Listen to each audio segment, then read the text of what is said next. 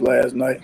Hallelujah, hallelujah, hallelujah. Glory, praises, and honor to the Most High, the only creator and possessor of everything there is. Forever live his anointed, beloved Son in the hearts and minds of the faithful elect. Honor and humility. Mikha'el the Deck Ministries. Y'all see the title, The Plagues of Egypt, Signs of Divine Redemption. Happy New Moon, Happy New Year. We're going to go over some scriptures about the new moon. We're going to show the moon phases. Line it up with Enoch. You feel me? And we officially 2 weeks out from the Pesach, the Passover, which is April the 8th at evening, going into the Feast of Unleavened Bread, you dig? So we officially 2 weeks out. 2 Wednesday evenings from now, we'll be bringing in the Pesach or the Passover. So all praise and glory now to the Most High. Exciting times we in. Y'all see the plagues in the earth.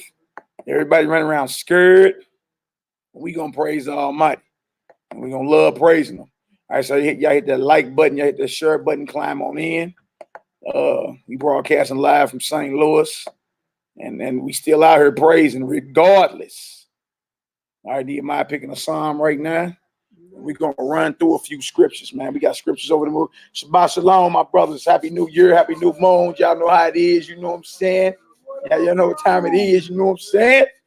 Y'all climb on in. Look at my 2 ox, boy. Hey, you scared? Yeah. Oh, who's scared? Say, boy, we still out. We say, boy, we still out here. They tell us stay home, brothers. Brothers are still.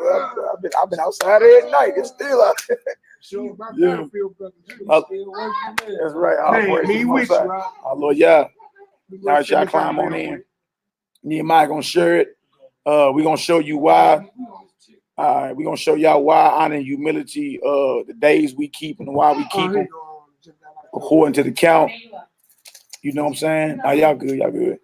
Y'all may bump into other, you know what I'm saying, assemblies or camps that keeping their dates a couple days before or afterwards. Like we ain't concerned with nobody else. We can show you why we do what we do. You know what I'm saying? And why we teach what we teach.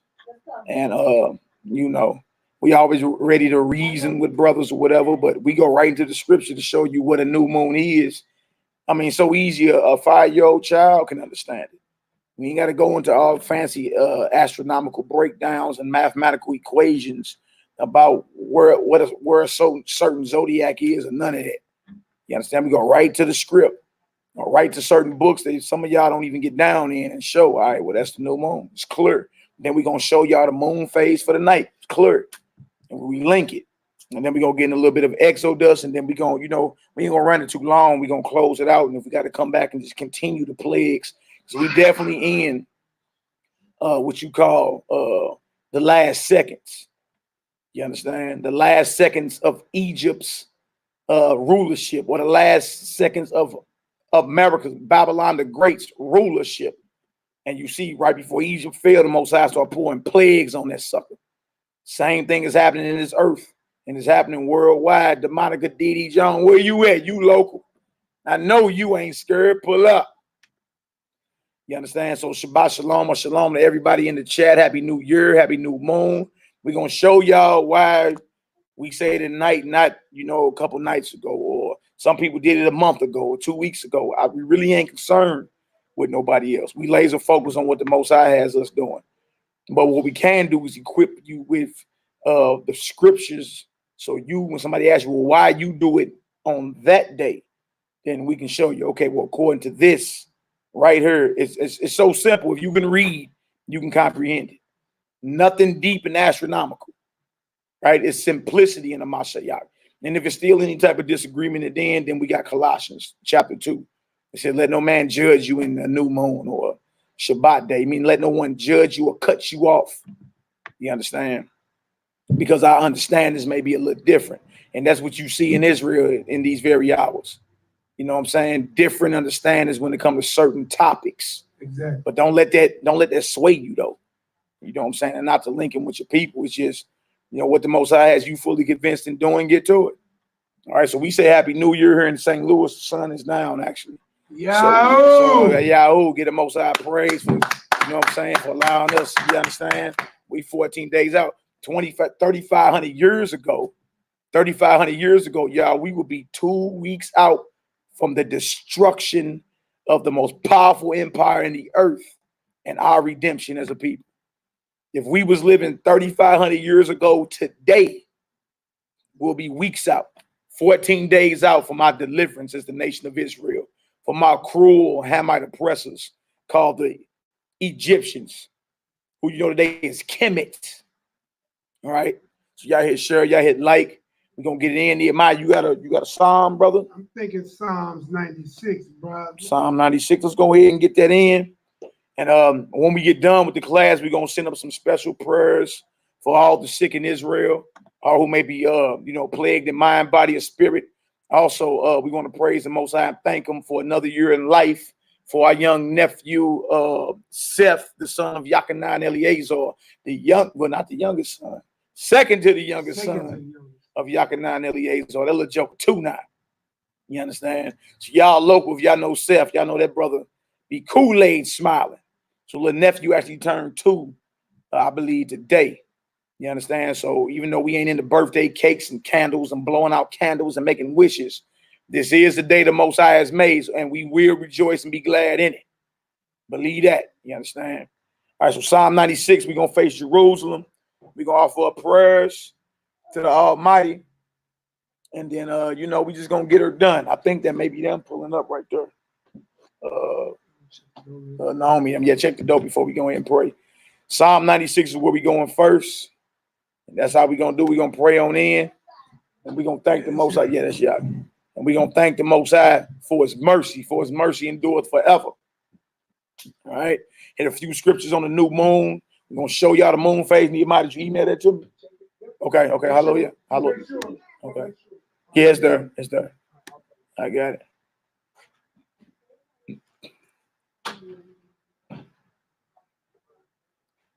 Boy, you barely see the light on that deal, but it's all good. All right. What's going on, my brother? Blessings. Yachanan Eleazar in the building. My beloved brethren. All praise to the Most High, brother. Oh my goodness, what's that? Yeah, boy got his, yeah, you all good, brother.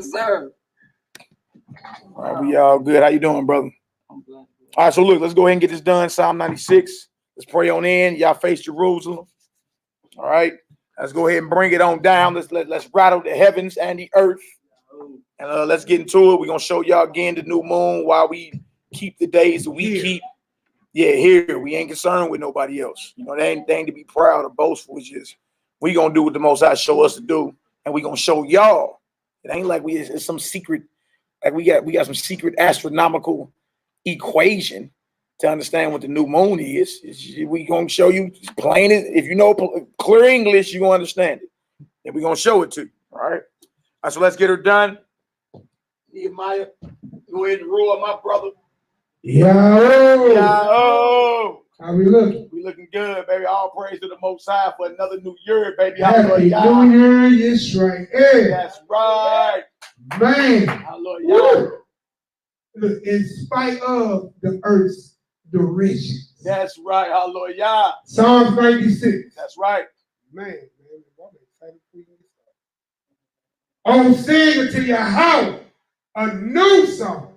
Sing unto Yahweh all the earth. Sing unto Yahweh, bless his name. Show forth his salvation from day to day. Declare the glory among the heathen. That's right. His wonders among all people. Come on home. For Yahweh is great. That's right. And greatly to be praised. He is to be feared above all Elohim. For all the Elohim of the nations are idols. That's right. But Yahweh made the heavens. Honor and majesty are before him. Strength and beauty are in his sanctuary. Give unto Yahweh, O ye kindreds of the people. Give unto Yahweh glory and strength. Give unto Yahweh the glory due unto his name. Bring an offering and come into his courts. O worship Yahweh in the beauty of holiness. Fear before him. That's right. All the earth. Come on. Say among the heathen. That's right. That Yahweh Yahweh reign. That's right. The world also shall be established, that it shall not be moved. Come on, home. He shall judge the people righteously. Let the heavens rejoice. Let the earth be glad. And let the sea roar and the fullness thereof. Let the field be joyful and all that is therein. And then shall all the trees of the wood rejoice. Verse 13. Come on, home. Before your house. That's right. For he cometh. That's right. For he cometh. For he cometh. That's right. To judge the earth. He shall judge the world with righteousness, and the people with his truth. Hallelujah! Say la! Yeah! That's right. That's right. Woo. Boy, that was powerful there, boy. Man. He cometh to judge the earth and the people. That's right. We got motion. We got motion. Yeah, we all good. Yeah. Our Lord, y'all praise and glory now to the Most High, the owner, creator, and possessor of all things. Forever live his anointed, beloved Son in the hearts and minds of the faithful elect. Y'all go ahead and hit them like buttons, them share buttons. And let's go ahead and jump in this, man. Let's go ahead and jump in this. First scripture we're gonna go to is Psalm 81. The first scripture we're gonna go to. We'll go to Psalm 81. We're gonna read verses 1 through 4. Just real quick. Show y'all what the new moon is. New moon means new month or beginning of month. There are various doctrines and understandings out there once again, but we're not concerned with that. All right, that again, yeah, we're not even concerned with all that. And that ain't to sound, you know what I'm saying, bold or prideful or nothing like that. But if you don't focus where the Most High has you at, if you're eating from too many different plates, you'll be confused. He's not the author of what? Confusion. All right, just keep it simple, man. If you keep it simple, then you understand your understanding won't waver. But you got to learn to keep it simple. All right.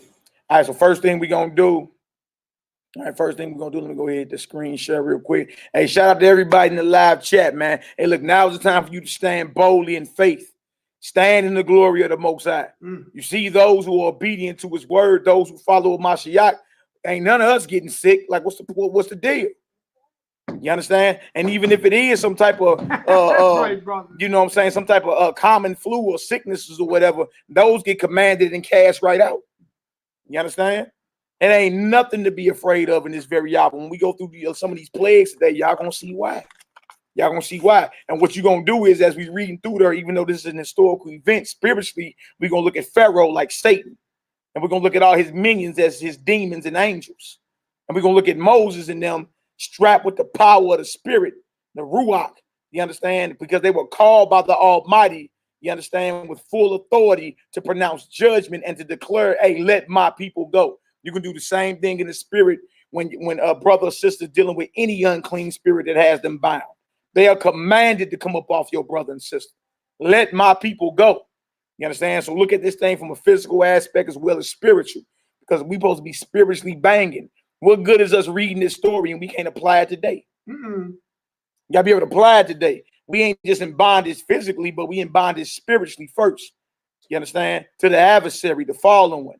You feel me? And all his temptation. So as Moses came and declared, my people are free, let my people go, to Pharaoh, because he was called by the Almighty, a higher power and authority. You can do the same today when you're plagued with any type of unclean thoughts, unclean spirits, sicknesses, diseases. You got to go. By Hashem Adon, the master, Yahushua Mashiach, you got to go now. Get somewhere. We're not playing with you. You see what I'm saying? Y'all have every believer in the Mashiach has that authority. You understand? You just got to step out on them waters, that uncharted waters of faith, and bust your guns and stop being afraid. The adversary has no authority. None over you. Greater is he that's in you than he that's in the world. All right. All right, so we're going to share this real quick. We're going to Psalm 81 first. Let me hit share screen. Bang. All right. Let's go ahead, and praise the Almighty how he ought to be praised. Y'all give us a Yahoo in the chat if y'all can see that screen. Y'all can hear as well. Give us a Yahoo. Once again, we want to thank the Almighty for another year of life for our young nephew, Seth. Bond Yakanan Eleazar, Bond our sister Naomi.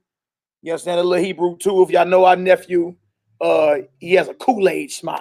Boy, Always smiling. that boy can light up a room with that little. That's my little joker right there, man. He all good. So I was after her. He lived another revolution in life. You understand? And again, we're not into all the Greek customs and making wishes and blowing out candles, but we are in the life and thanking the Most High for another year of life. You understand? So we're gonna make a joyful noise. Not only is this the new moon, you understand, but a nephew have seen another year of life, another soldier, you know, a future soldier in the Most High's army who will be stepping on the devil's neck and rendering him powerless. How we sound on her? We all good? Everybody can hear us? Yo. All right, we good? All right, Psalm 81. Let's get this, knee. All right, I'm saying they can see the screen. Let me make sure they can see the screen. Why we a little behind? Oh, see, I'm going off. I ain't sure. See, brother. Yeah, right there in the corner. Man, let me go there, bye. Bye. He said we all good. I'm going off. Oh, there we go. There you go. It's going. And it's going. It's done. Okay, so look, let's go ahead and get this, man. And again, y'all, this is to even build your faith in these hours. No plague shall have your knees knocking. No plague and no sickness shall have your knees knocking. You believe in the Most High. 1,000 shall fall at your side. 10,000 at your right side, but it won't come near you. Right? These are promises the Most High has made to those that love him. And just like in ancient Egypt, they were under the blood of the Lamb. We are under the blood and covered by the blood of the Lamb of Yah. Hamashiach, his only begotten beloved son. The parallels are infinite. All right, there's nothing to be afraid of. Ain't that crazy how them parallels are infinite? They're infinite. Go ahead, express yourself. I'm just saying it's amazing that the plagues hit hit Egypt in their captivity. That's right. Same way when right before, and many people sitting there wondering if they would have to keep Passover in their homes. That'd be just like the first Passover. That's right. And when you had the blood of the Lamb, you also had the blood of the Lamb of God, which is Christ, right? And shortly thereafter, yeah, you out of there. That's right. Redemption. You was out of there. Redemption from your spiritual, your unseen enemies, and even your physical enemies, man. These heathens are shaking in their boots in these hours, and they ought to be scared because judgment is coming. And any Negro that's out there call himself afraid, that's because you've been living a wicked life. You know that you ain't been doing what you're supposed to be doing. All right. You ain't got no reason in these hours to be running around scared, promoting a fraud, wearing a napkin over your face. Like that's about to stop something. All right. All right. Psalm 81. Psalm 81. Let's start at verse 1. What we got going? Tornado hits northeast Mississippi, March 24th, 2020. Boy, it looked like a junkyard out there, boy. Most I ain't playing no games in these hours, boy. The tornado moved through Tishomingo near Alabama state line. Injuries were reported and severe damage was observed near the town. Several buildings were damaged and minor injuries were reported after a large tornado tap danced through northeastern Mississippi Tuesday evening. I love it. Well, that's me adding my own ad libs, brother. Oh boy, yeah. I loved it anyway. Yeah, those my ad libs. All right, come on home. Let's get it. Pretty good at the ad lib game. Yeah, them tornadoes be tap dancing. Praise the mighty Yah. Happy New Year to everybody in the building, man. And we've been living 3,500 years ago. We be weeks out from the destruction of Egypt and the redemption of our people. You feel me? So we could go serve the Almighty. That's revolution at its highest, there. You're talking about the most powerful nation in the earth, like the one you live in now. Destroy it. It's like you wake up on the eve of you about to leave, and all the firstborn of these heathens dead. Everybody running sugar about the coronavirus right now, but I'm like, well, really? Okay. But no, hey, look, most I just turning up though. You ain't seen nothing yet. These heathens gonna have to let you go. The adversary gonna have to come up off you and release your mind, body, and spirit, and his workers of iniquity gonna have to physically let you go and open them borders, or it's gonna be more plagues in this earth. All praises, man. Look, if the Most High don't fight for this people, who would? All your leaders have sold you out for a check. Who else gonna fight? All the real ones are dead. Wait. Come on home. What you got? Yeah, but you know what I mean. Okay. All the ones they either imprison the political prisoners for 30 plus years, Geronimo Pratt, Matulu Shakur, you know, the brothers that was fighting a so-called revolution back. They threw them in jail for 35 years. Or killed them. Right? Other than that, they killed them. And the ones that was left sold out and got government jobs. Like Al Sharpton and them, they received checks. Hey, the Most High don't fight for his people. No one will. And so the scriptures call him a mighty and terrible power. He's terrible. Yeah, that's the aspect you don't want to deal with him. He's terrible. You understand? You don't want him to be your enemy. You understand? Because he know how to look. He know how to deal with them elements. You understand? He know how to unleash plagues. You don't want him as your enemy. All right. So now's the time to obey, right? Hey man, that's amazing. Look, you think somebody got a patent on the coronavirus? What about he who has a patent on creation? That's right. That's right. That's right. We serve a mighty power. And y'all scared about this coronavirus. The coronavirus ain't killed more people than these heathens. You won't know about the real virus that's been unleashed in this earth. These heathens done destroyed us.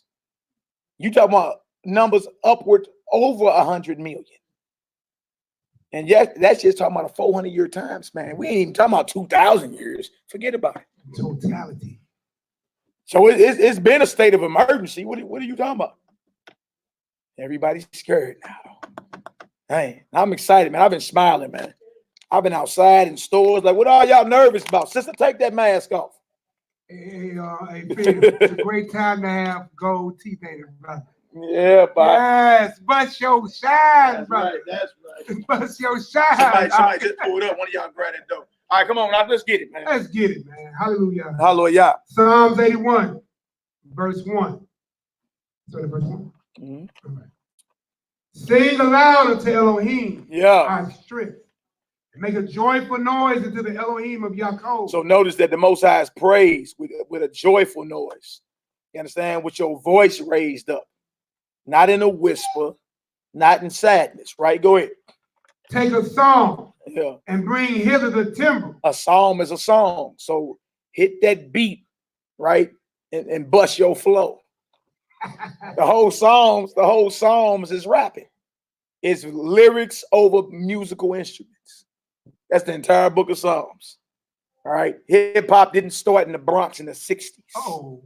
Started over 3,000 years ago with the Most High's people. Come on out. The pleasant heart and the psaltery. Yeah. Blow up the trumpet in the new moon. In the what? In the new moon. In the new moon. So question should be, if you don't know what the new moon is, like, what is that? What do you, because I know about a full moon, but what's the new moon? Well, some people say new moon ain't in the Bible. Yeah, some people say that, but that would be a lack of study. The claim is not in there. It's very much in there. So blow up the trumpet in the new moon. This is supposed to be a time of rejoicing. Music supposed to be playing. We will. As soon as this camera, we're gonna be playing our music. Trumpet's supposed to be blowing. It will. This is a joyful time, right? We in the spirit. We in the season of revolution. We in the season of redemption. We in the season of the Most High destroying your enemies and you being delivered and set back on top. Yeah. This is a joyful noise, right? Hallelujah. Y'all come on in. Let's get it. What's going down? Shalom, my sister. Shalom. So we in the season of redemption. We in the season of revolution. We in the season of the Most High destroying our enemies and redeeming his people. That's a beautiful time to be in, man. You should be excited in these hours. All right, come on, let's get it. Verse 3. Blow up the trumpet in the new moon, in the time appointed. So this is an appointment. You keep all your appointments, your doctor's appointments, your dentist appointments. You know, I believe the sisters go to the doctors more than us brothers, but you know they keep them appointments. We keep them appointments, right? This is the Most High's appointments, right? The beginning of every month is an appointed time for the Almighty. You know what I'm saying? So we are supposed to be keeping track of his times based off his heavens, right? That's his calendar, sun, moon, stars. And they move a certain way and go through their course for a reason.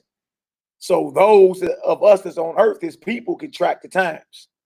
So it really don't matter what man's calendar say, right? Even though today is March 25th, they say 2020, right? Well, really, this is the month of Abib, the biblical month, first month of the biblical year, first day just started because the sun went down, right? You say, well, why it started at night? Well, y'all already counting y'all new days at night. At 12:01, according to man, ain't it a new day? Don't your calendar go up a day? All right, so you already been doing this then. All right. So notice this is an appointed time, right? And it's a festive time. New moon mean month, new month. It's the beginning of the Most High's month. All right. Specifically the first month, which is leading into Passover, redemption time. All right, go ahead. In the time appointed. On our solemn feast day. On a solemn what? Feast day. That means this is a holy time, right? So even weeks before the Passover, leading up into we all supposed to be festive, enjoying every day on in. Like, man, Most High redeemed us, man. Most High moving in this earth, especially in the time we live in, because now we in the time of Corona, COVID-19. How many times are they gonna change the name of it? It was the Wuhan virus, the coronavirus. Trump called the Chinese virus now. Now it's the COVID-19 virus. C19. You know us as so-called black folk gonna put our own slang on it anyway. C19, cuz. He might call the Kung Fu virus. Ain't that something? Come to kick that boot. But there ain't nothing. Look, we believers in the Almighty. We obedient to His word. Ain't nothing to be afraid. What are you afraid of? We gonna read today about the plagues hitting Egypt before Israel was redeemed. We are Israel, and how not a dog moved his tongue against us.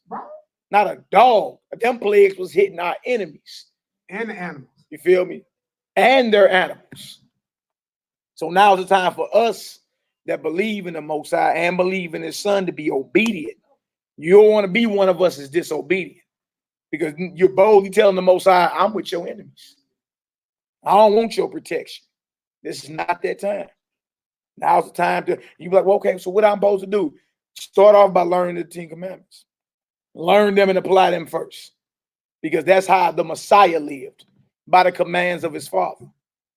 All right. So notice it's a new moon. We supposed to be playing music, and we are as soon as this camera go off. And it's a solemn feast day. Verse 4. Go ahead. For this was a statute for Israel. Meaning an ordinance, not advice. You see what I'm saying? An ordinance, a statute. Go ahead. And a law. And a what? Law. There it is right there. Meaning these are his instructions. A law. Go ahead. Of the Elohim of Yaakov. Or the God of Jacob. That's the God of the Bible, the God of Abraham, Isaac, and Jacob. That's the God of your forefathers. When you're done talking, that's who he made a covenant with. Thank the Most High, we had a few faithful forefathers that wasn't out here like we are today, doing what we want to do. Abraham, Isaac, and Jacob dedicated their life to serving the Almighty. And because of that, us, their children, are up under the same covenant they are up under. You see what I'm saying? The God of Abraham, Isaac, and Jacob is who you call Christ's father. Really? All right, so look, drop that. All right, that's Psalms 81, 1-4, right? So we see it's a law. We see that, right? And it's a statute in Israel. It's a solemn feast day. And it's supposed to be something joyous that's going on. Everybody understand that so far? Easy. Look, so easy a child can understand it, right? All right, so your next question might be, what is the new moon? All right, so we got the book of Enoch right here. That's not in your Bible. That's some extra biblically endorsed books. But if you comb your Bible from cover to cover, and even the Apocrypha, it talks about the new moon, but nothing describes what it is. You see what I'm saying? New moon is mentioned a lot of times within the scripture. New moon, new moon, new moon. I got all the scriptures written down right here. New moon, a whole bunch of them. New moon, new moon, right? But if somebody asks you, well, I know what a full moon is. What's a new moon? All right. According to scripture, and Enoch actually was a man that's mentioned in Genesis and in the New Testament. In the book of Hebrews, Enoch is mentioned, and in the book of Jude. And it mentions he has writings. All right, so the book of Enoch is out here. All right, now Enoch, for y'all that don't know, he was a man that lived 365 years. 365 days in a year. Huh? How ironic is that? Enoch is the Hebrew word kanuk, which means initiated. He lived 365 years, and the Most High took him from this physical realm into the spiritual realm.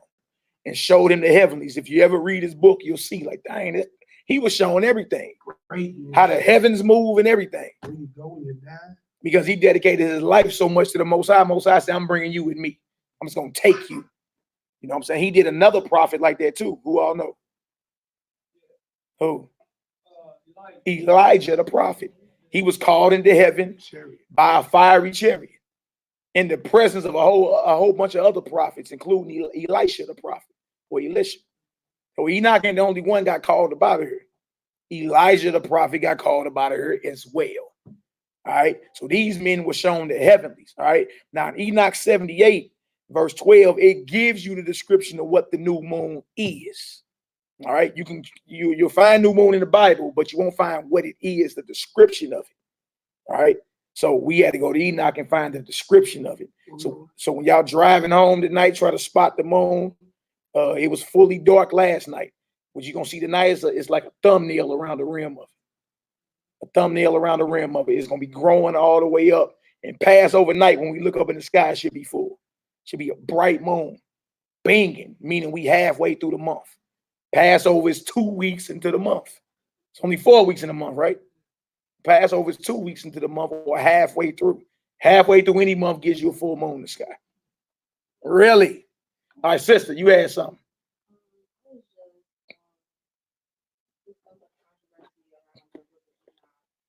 Yeah.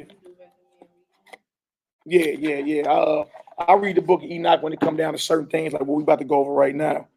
The new moons and all that. For anybody that don't, I just ask, well, show me what the new moon is in the Bible itself. You feel me? And what you're gonna find out is it's not in there described what it is. The phrase new moon is in there. There's a lot of things, Pastor the sister too. It's a lot of things. And if y'all got any questions, y'all go ahead and just speaking to the mic. Let me see if that's on. It's a lot of things that's controversial to a lot of people. You 12. Yeah. Ain't on yet. There's a lot of things that's controversial to a lot of people. Hold on, y'all. Give me a second. Try it now. There you go.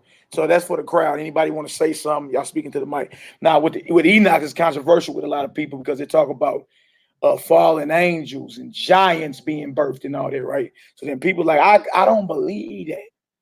You know what I'm saying? And I mean, it's understandable. Like, you don't see nothing taller than the Gateway Arch today. So you like, I can't believe nothing like that.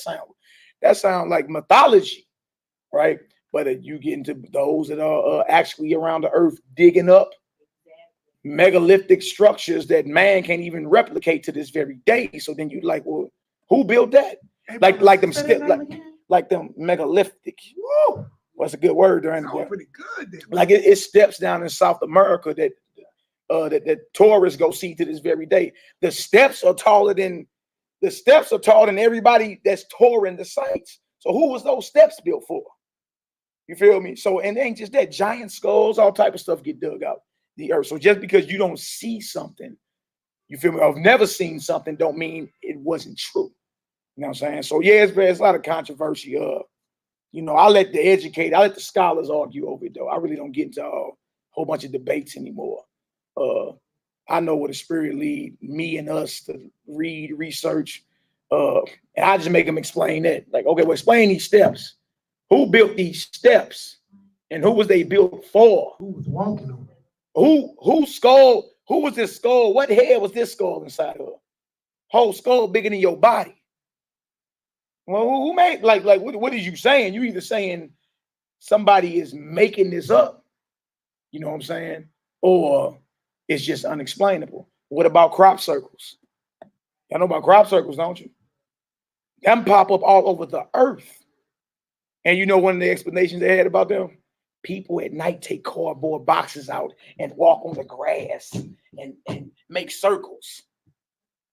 You dig? But when you look at it from an aerial view, it's precise. I mean, everything is perfect. You understand? Proportionate, perfect, and everything. So it's like, well, who did that? And how they pop up overnight? Come on, you talking about structures longer than 20 football fields. And you saying somebody took a cardboard box like that Frito-Lay's box over there and created a crop circle. longer than 20 football fields overnight. So it's a lot, you're gonna have that, because certain people can't believe what it is they can't see. You understand? I mean, once I ain't like that. Like when once I get to seeing certain stuff that you saying is fake, I just make you explain that to me. But then once you're gonna find out is people be like, well, no, I don't look at that. All right, well, that's your deal. You deal with that. I don't read the book of Enoch. That's your problem. You deal with that. You understand? If you can't explain to me what this is, then you just saying I want to remain ignorant. All right, brother, remain ignorant. It's all good. I ain't mad at you, All right. So what we at out? You say you want to go to First Enoch? Yeah, Enoch. First Enoch 78 is up on the screen for y'all that don't have it. All right. If y'all want to log in and just look at it or just listen, and then we're gonna show y'all the moon phase for the night. All right. Now, there's no other place in scripture that describes to you what a new moon is. The phrase is all throughout the scripture on the new moon, on the new moon. All right. But what is the new moon? If it's not the full moon, then what is it? All right. You may say, well, the full moon, the new moon. Well, full moon is mentioned in the Apocrypha. Sirach 39, I think Sirach 50. The moon when it is full. So now we know the full moon ain't the new moon because it mentions full moon in the Bible. All right. Now, what is the new moon? What did it say, y'all? Is you there? Oh, you can read it right here. If you ain't got it up on it. Yep. Yep, right there. All right. We had First Enoch 78, verse 12. Yep, y'all can read this for yourselves. If you don't have it, you can Google it. All right. First book of Enoch, Enoch 78, verse 12. Enoch was shown the heavens from 71, I think chapter 70, all the way up to chapter 80 in his book. The rotation of the heavens and everything. Powerful. All right. All right, go ahead. What did it say? And on the first day, it is called the new moon. It is called what? The new moon. So the first day of the month is called the new moon. All right, go ahead. For on that, daylight rises on it. See, daylight starts to rise on it. That's the new moon. Like the thumbnail. All right. Now, a lot of people thought the new moon was the dark moon. The real, we didn't have that before. Matter of fact, we was under that impression for a long time ourselves. All right, now read on down to 14. And the light becomes full exactly on the day that the sun goes down in the west. It rises from the east for the night, and the moon shines for the whole night until the sun rises opposite it. And the moon is seen opposite the sun. So it goes from a new moon and it rises and it grows all the way to a full moon. And its light becomes full exactly on the day that as the sun goes down in the west, it rises from the east for the night. That's when you look up and you'll see a full moon. So now we see that the moon goes through stages. It grows, right? It goes from a first sign of light all the way to its full. All right, you got something out?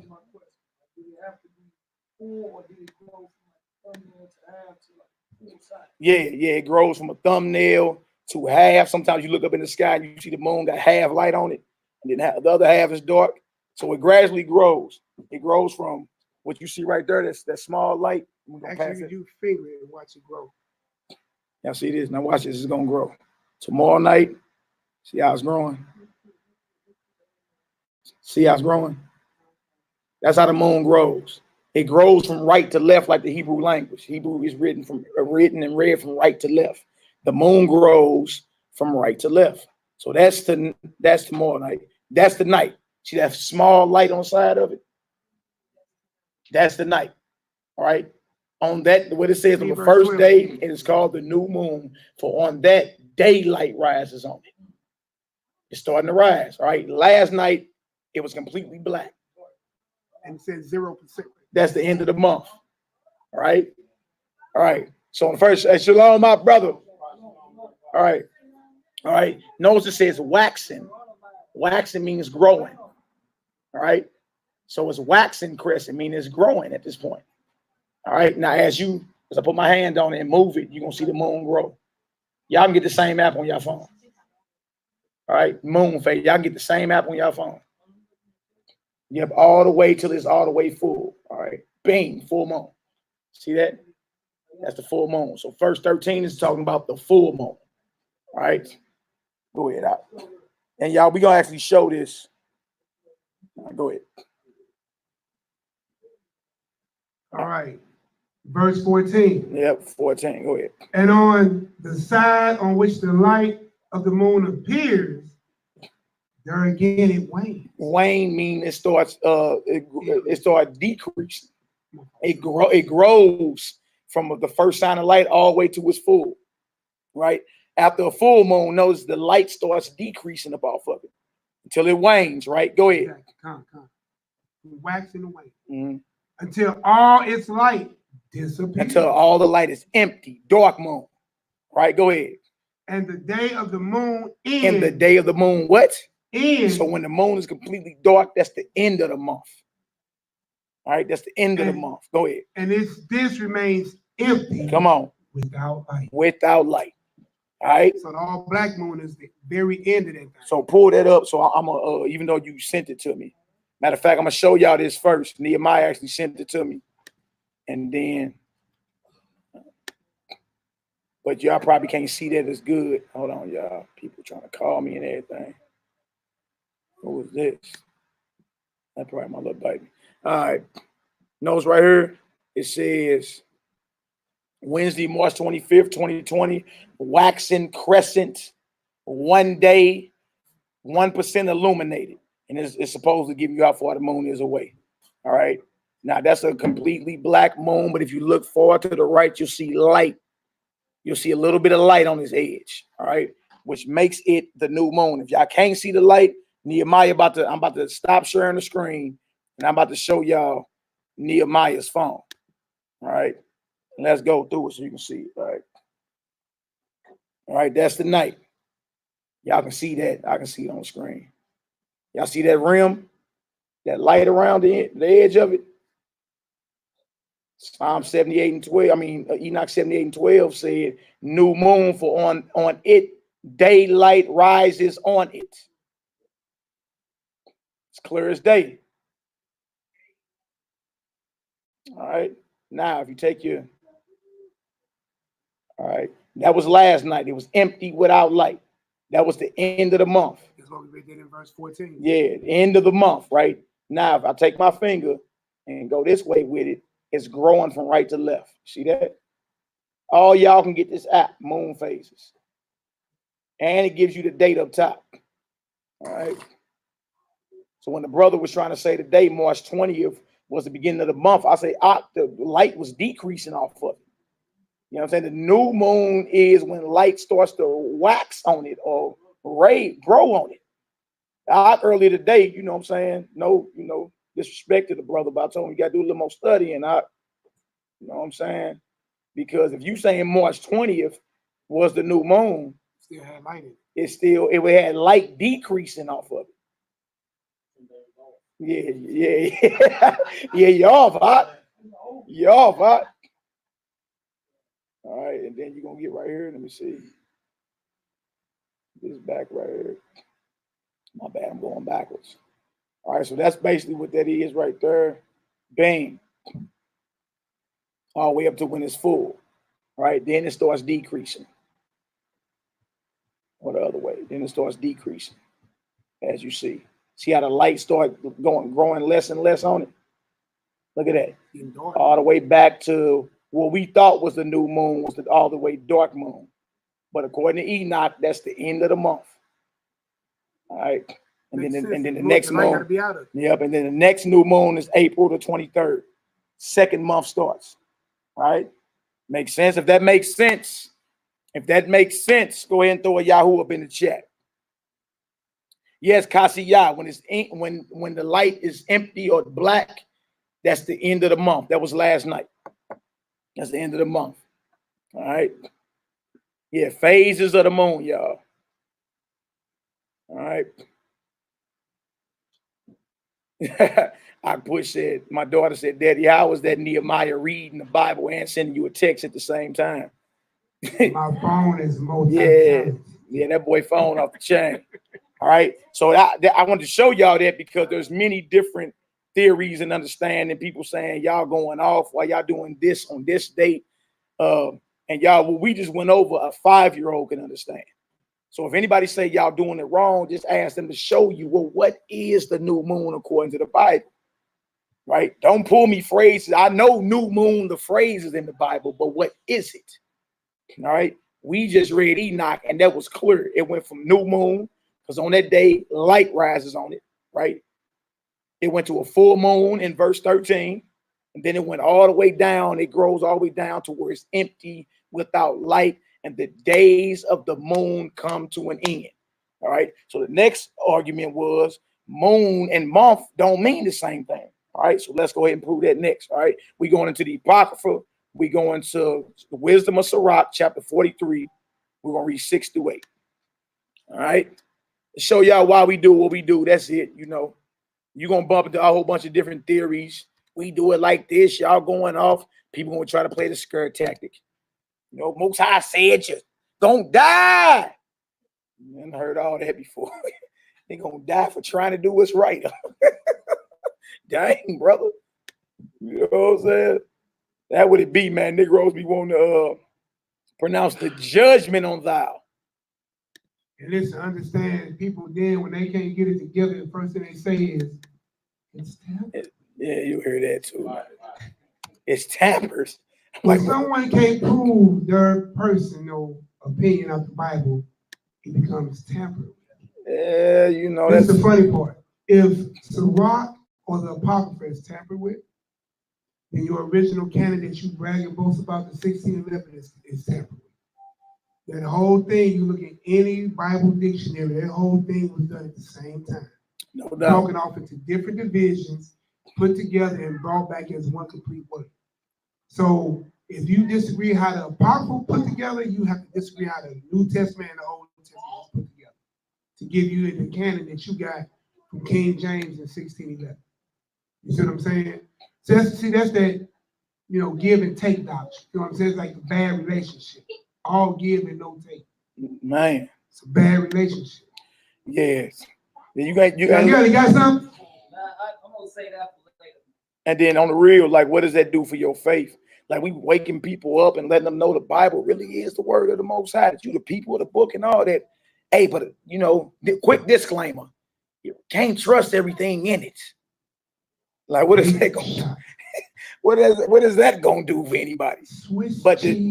But destroy them. They're going to be like, if I can't believe all of it, then how do I know what to believe in? Exactly. You know what I'm saying? The parts I like. So y'all, it being transliterated from a different language into a language that you can read today don't make it tampered with. You understand? It don't make it. Just because it was translated from Hebrew into English and French and Spanish and different dialects in Africa and Asia and all that, right? Don't mean the message is trash now. You understand? If that was the case, then we wouldn't know nothing about Passovers and Sabbaths, and we was the children of Israel and none of that. People think because the records have been transliterated or translated into a language that you can understand, that it holds no power anymore, and in essence is tampered with. You understand? But you do a disservice in that, because you know, if that's your understanding, you ain't gonna wake nobody up out of it. Go ahead, pass me that mic. Pass me that mic. Here. Well, you're your Malachi last Shabbat, Bishop. Yeah, we scattered all over the earth, so it only makes sense that whatever language we spoke, the Most High would give us the understanding with that language that we spoke. There you go. Where can we find it, big bro? We can go to Acts chapter 2, right? Acts chapter 2. All day. You want to go to the Apocrypha? You want to go to the? I mean, it's everywhere. Right. And listen, if the Most High gave Paul the spirit of tongues that he may be able to speak to the other Israelites that were scattered in Hellenistic, in the language where they could understand, why is it no good now? You catch where I'm going with that? So when he actually break down what the tongues are, other languages. So Paul was given this gift. The angels have this gift. You know what I'm saying? And this is what we have to do in order to speak this truth to those people in their language so they can understand the power of their God. Now we mess up about the English. Go ahead. Isaiah chapter 28, verse 11. Good. Yes, sir. Yeah. Stammering lips and another tongue will I speak to this people. As it is written. So it was prophesied that he would be speaking to us in another tongue and stammering lips. Go back to verse 9 and run there. Verse 9. Whom shall he teach knowledge? And whom shall he make to understand doctrine? That's it. Who he should make to what? Teach knowledge and to what? Understand doctrine. Them that are weaned from the milk and drawn from the breast. For precept must be upon precept. Precept upon precept, line upon line. Line upon line, here a little and there a little. For with stammering lips and another tongue will I speak to this people. Yeah. It ain't no getting around that, man. So it was prophesied that we would be speaking, you understand? Or even that the Most High would be speaking to us in another language than our holy tongue. You understand? And we ain't against the holy tongue either. It's all good. It's just, you know, a lot of our people, they'll have you thinking we in this condition because of linguistics. If that's the case, we all ain't going into the kingdom of heaven because can't none of us talk.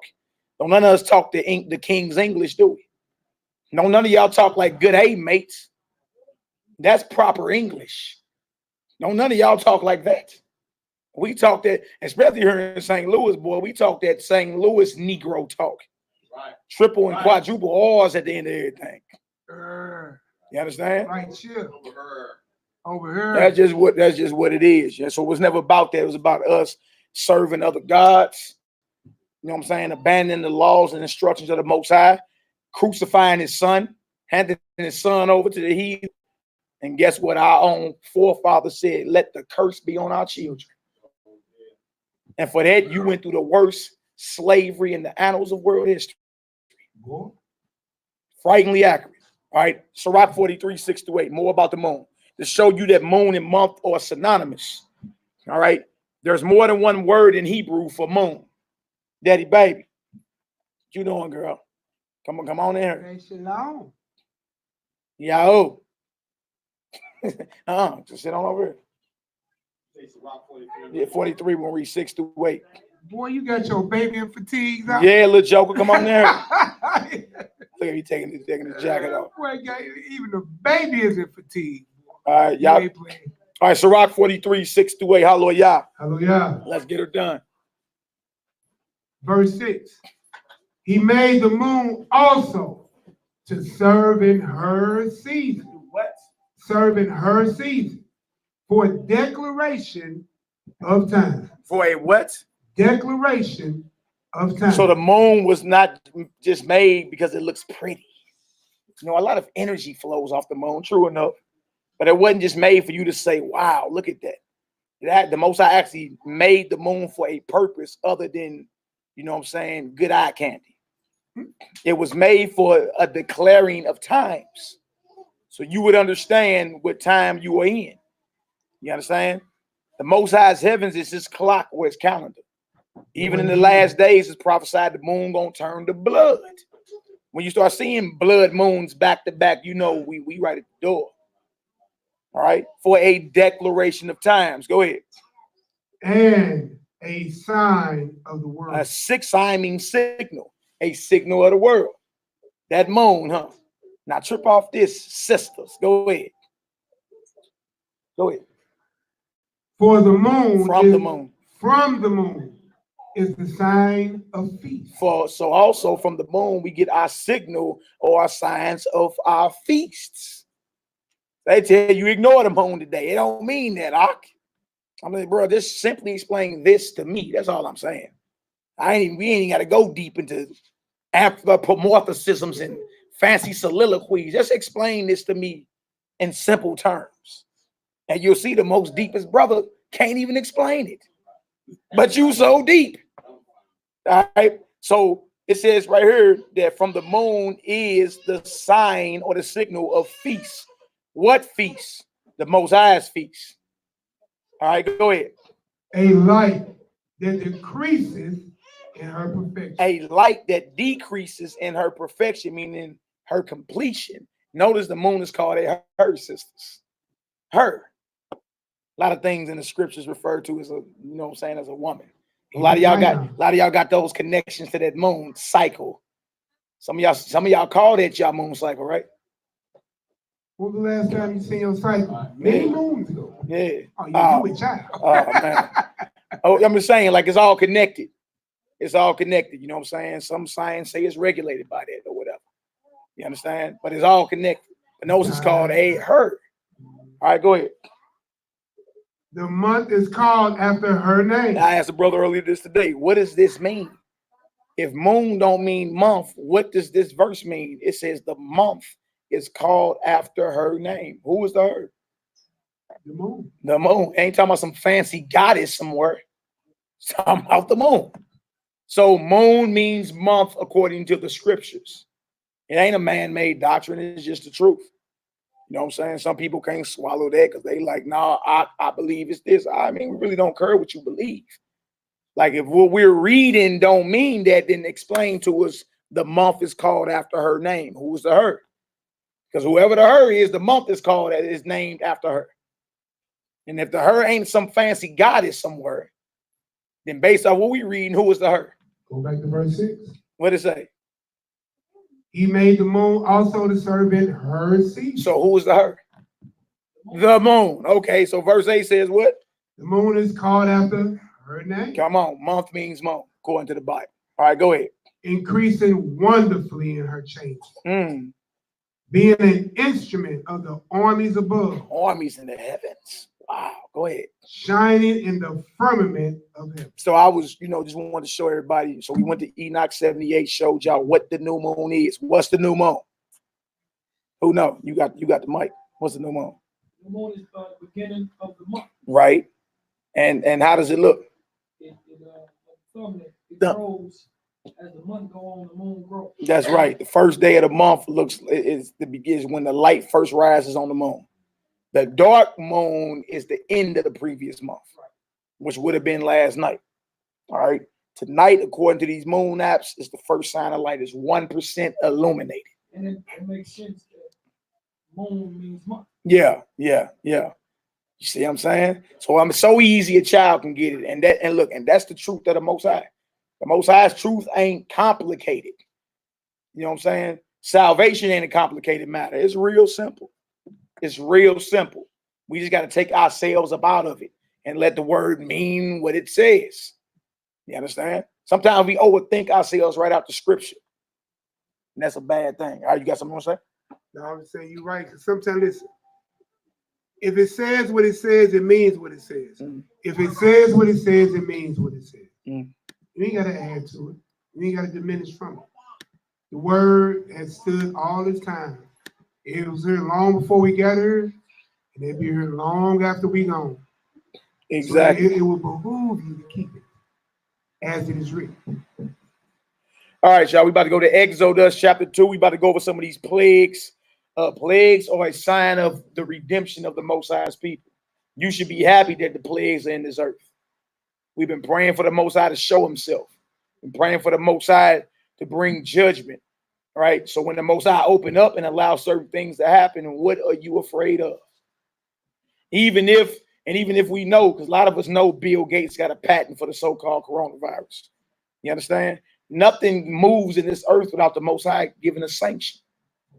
You feel me? So in the end, it's like, all right, heathen, good. You going down too. Good. I'm glad you doing whatever you're doing, because all you doing is fulfilling prophecy, and all you doing is getting the attention of the children of Israel so we can come on home. Meaning you need to repent and start serving the Almighty, because eventually this place you call home is going up in smoke. I wouldn't dare call captivity home. Yeah. That's another type of mindset right there. You to become complacent, man, with being captive. That's right. A place that ain't been up and killed, destroyed, removed your mind, your culture, your God, everything. Matter of fact, before we go to let's go to Isaiah 43. You just inspired me, brother. Let's go to Isaiah 43, 1-7 real quick. Let's just show y'all. Can a tree grow without roots? No, it can't. So how can a man or a child or a person grow without knowledge of it? That's right. That's right. Look, and that's why thus the famous quote of people without a history don't exist. Right? You whatever they say you are. You think your land Mississippi. You don't own it. Alabama, you think your land Big Mama's house. You don't even know you got real estate and it's yours by divine inheritance. And that all the nations of the earth have been fighting over it. It's been over 120 wars over Jerusalem since its inception, over 120. And that's your piece of real estate. All right. And they told you that. From the Nile River all the way over to the river Euphrates. That was Abraham's promise. All right. So even our land bigger than that small strip they call Israel today. It's from the Nile River all the way over to the Euphrates River. That's our inheritance. All right, so that means eventually, guess what? If the Most High bringing plagues here, eventually this place got to go down. And so where you gonna go? What's your plans? You still trying to make it in America? What's your goals? Meanwhile, these heathens panicking. Stock market at an all-time low. That sucker done crashed according to some people. Now they in that bill they got the digital money they coming with. You see that? They got the digital dollars they about to introduce into this whole scheme of things. We can market the beast right around the corner. Digital dollars. Look it up. They just unleashed the article March 20th. Digital dollars. There's a lot more that come with this stimulus package. Everybody like, yeah, we get $1,200.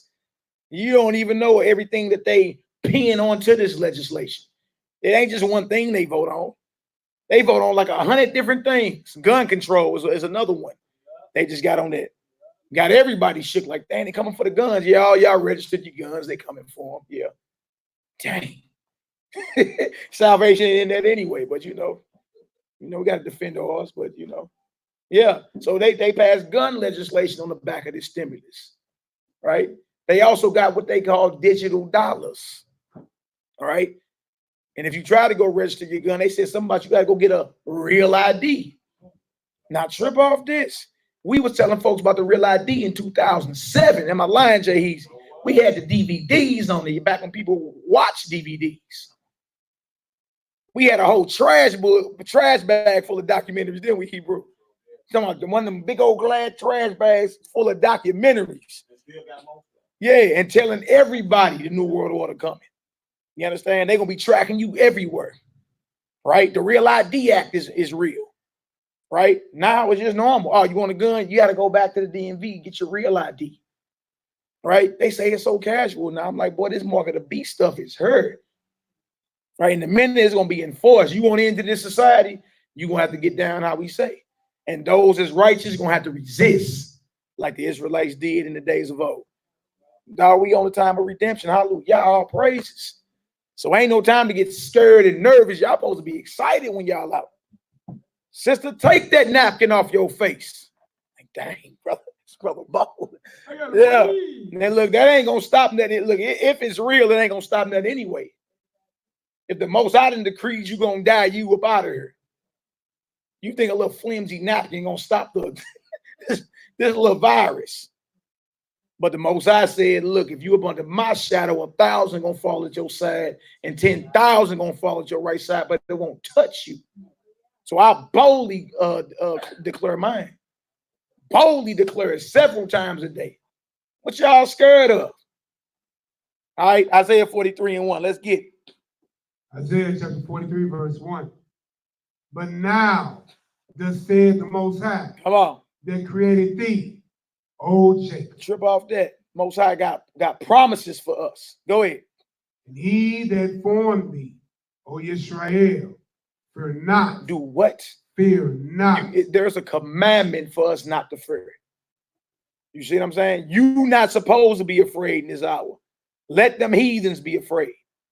Let all the wicked of our people be afraid who have been rebelling and mocking us for well over a decade. Let them be afraid. You as believers ain't got no reason and no room to be afraid or fearful in this hour. Go ahead, Hebrew. For I have redeemed thee. I have what? Redeemed thee. That means, guess what? You've been redeemed from bondage, right? Whether it's bondage to sin or bondage to your oppressors. Stop claiming that, I'm a slave, not me. If the Son shall make you free indeed. You can't serve two masters. Right? Watch that Denmark Vesey documentary on YouTube. He was the revolutionary before Nat Turner. All right. It's on YouTube. It's like an hour and a half long. Powerful documentary. You dig? So he walk up in church. He like, man, y'all need to read Joshua. It say, be strong and very courageous. They say, but Denmark, we slaves. He said, thinking like that, you deserve to be. Thinking like that, you deserve to be one. He like, I ain't no slave. Right? It tell you that we've been redeemed. That we've been delivered from the curse of the law. Right? So we know Deuteronomy 28 describe us as a people, but y'all obedient up in here. Right? So we are no longer in bondage then. Walk and act like it did. All right, go ahead. I have called thee by thy name. Come on home. Thou art mine. He said, you belong to me. You don't belong to Donald Trump. You belong to me. You mine. Woo! Go ahead. When thou passest through the water, come on, I will be with thee. I mean, that's facts. Check his rap sheet. We done passed through rivers and waters many a times, and was he not with us? I mean, it ain't like he lying here. All right, go ahead. And through the river, come on, they shall not overflow thee. Come on home. When thou walkest through the fire, come on, thou shalt not be burned. Come on home. Neither shall a flame kindle upon thee. Now we got evidence of that too. Y'all heard of Shadrach, Meshach, and Abednego? They were thrown in the fiery furnace, and when they came out that deal, they didn't even smell like no barbecue.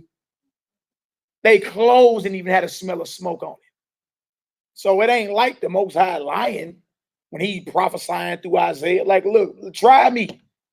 I get down and deliver mine. So y'all, it don't profit us none to be afraid in this hour and doubting this almighty power right here. You should be fully persuaded in him. I'm thoroughly convinced. Can't nobody convince me no other way. I'm thoroughly convinced. Right? Let that same mind be in all us, man. All right, go ahead. For I am Yahweh thy power. Come on.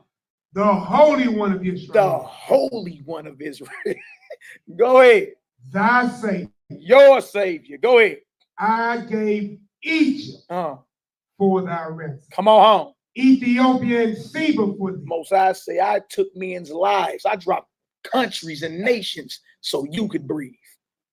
How could you ever turn your back on him? How could you ever doubt him? He said, I dropped whole nations so you could breathe out here. I dropped whole nations and ransomed them so you could live. Now, that's a God I can serve. I mean, I ain't read nothing where Buddha was speaking this powerful. Man, he said, rub my belly. I ain't read nothing where sweet Mother Mary was speaking this powerful here. I ain't read nothing about the little blue little God over in India with 8 arms. What's that heathen name? Yeah, the transgender. I forgot its name. And I thought it was a woman this whole time. That's an excellent point, because I thought they little God was a woman. It's a boy. Hey, y'all Kelly said that was a transgender smile. It looked like a woman. It's a boy, Krishna. In front of the CERN building with 8 arms. That looked like I just found out not that long ago, that's a boy. It's both. Yeah. So see what they promoting. Transgenderism. I ain't read no other God, none of the gods of Egypt. Nobody saying, look, I killed nations so you could live. You mine. Don't ever be afraid of what you face. Man, I can rock like that. You know what I'm saying? Like, oh, okay. Right? Sisters, if a brother was like, look, you mine. You ain't got to worry about none of that. Whoever come over tripping, I'm going to put them down. Y'all like, oh, okay, yeah. Yeah, okay, baby. sir, yes, sir. What you need? What you need, baby? What you need? Your back rub? You need some dinner cook? What's going? I'm about to go cook. Yeah, cook. She ain't got nothing cook. Yeah. He talking like that. You like, oh, okay, yeah. I need that. In other words, we need that assurance as the Most High's people that He got us. Ain't no reason for you to be afraid then. Hey man, that's like that movie 5 Heartbeats, boy. When Eddie Kane went to go start singing. I say, that girl like, ooh. Here you go, man. Here you go. Well, you're a man talking with that authority, boy. That's how your authority. God talk, boy. Yeah, that's authority. He said, he said, you mine, you belong to me. And I dropped nations so you could breathe, like He doing to this nation right now. So knocking all these gods. Exactly. So we should be joyful in this hour, not fearful. I'm excited when I be out. Like, oh, okay. Look, it's hilarious to me.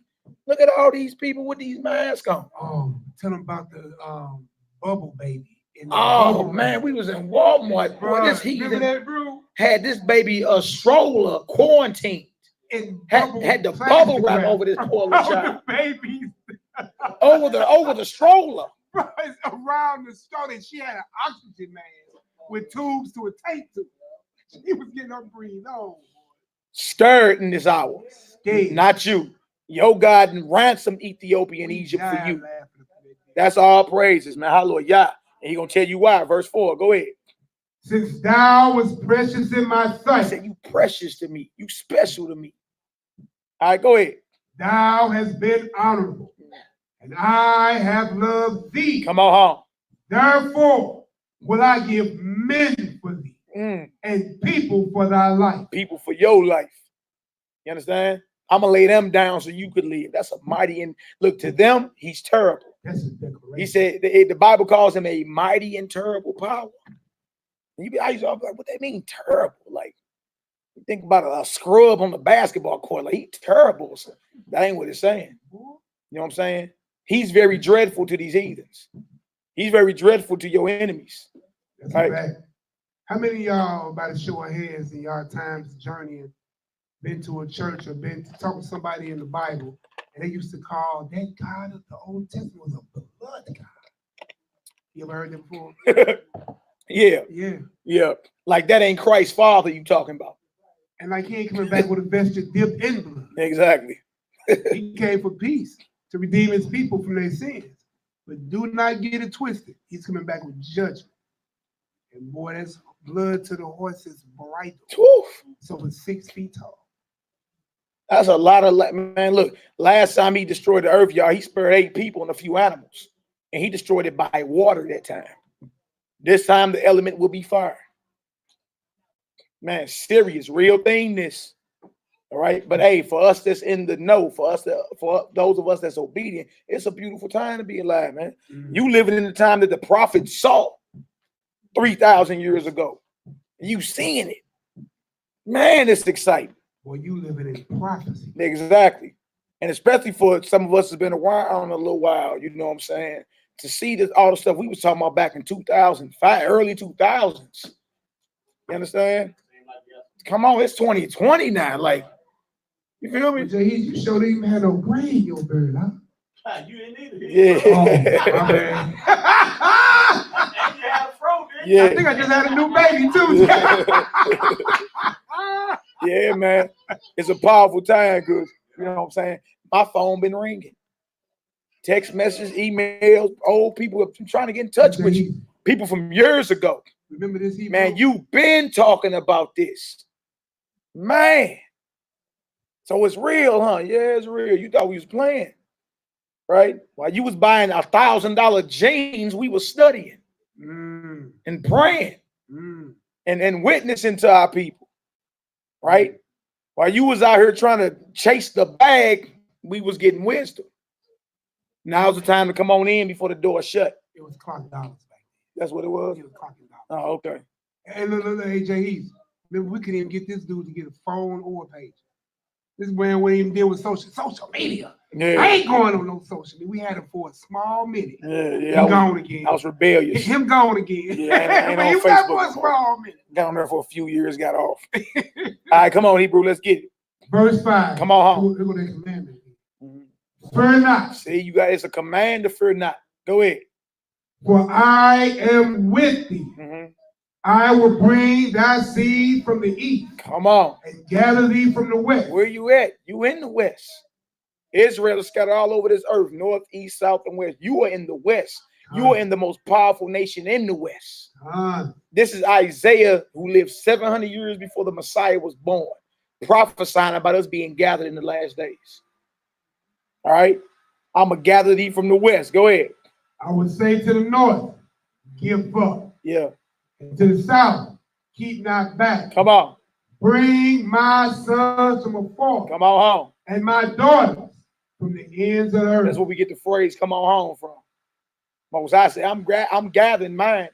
Give me my sons and my daughters from the ends of the earth, and hurry up with it before hula hoop size hell fall out the sky. The Most High about to put pressure on these devils.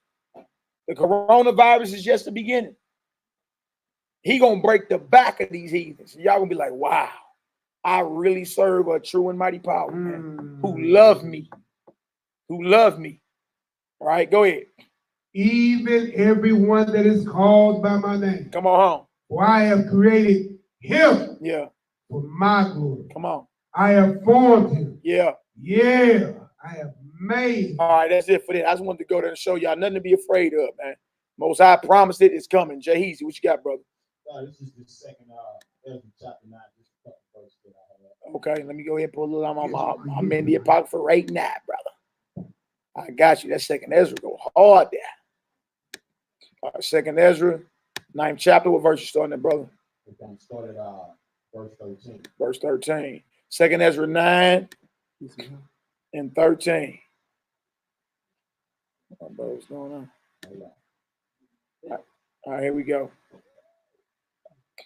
And then look, if y'all want to start, getting food and all that together, you know what I'm saying? We ain't gotta wait till we done. All right. Y'all in? Door open? I'm just saying, somebody need to be watching that door. Yeah, he on. Okay, yeah. Second Ezra chapter 9, verse 13. Yeah.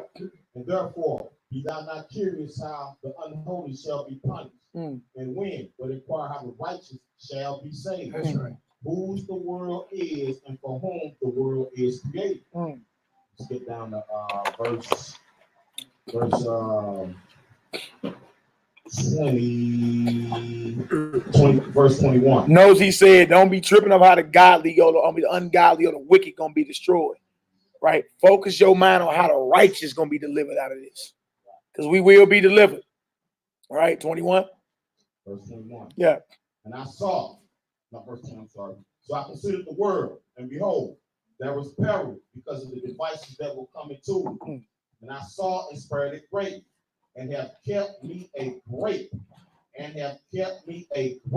of the cluster, and a plant of a great people. Wow. Out of a whole cluster, he kept him a grape. Most High always deal with the remnant, right? The small remaining residue.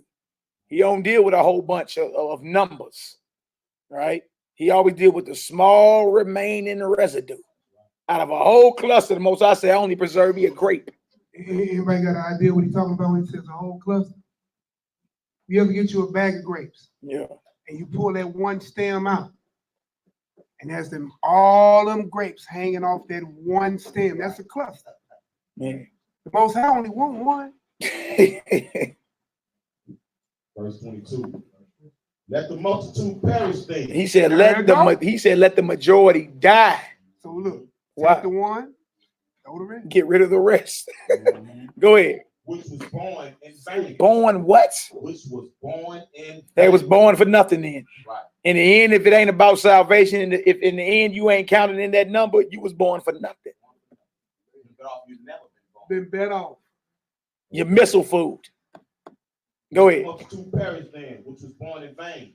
And let my grape be kept, and my plant, for with great labor have I made it perfect. That's it. Wow, man. Yeah, man. Great precept, huh?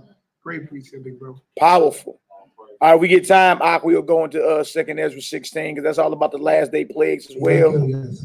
Got some of y'all? Go ahead.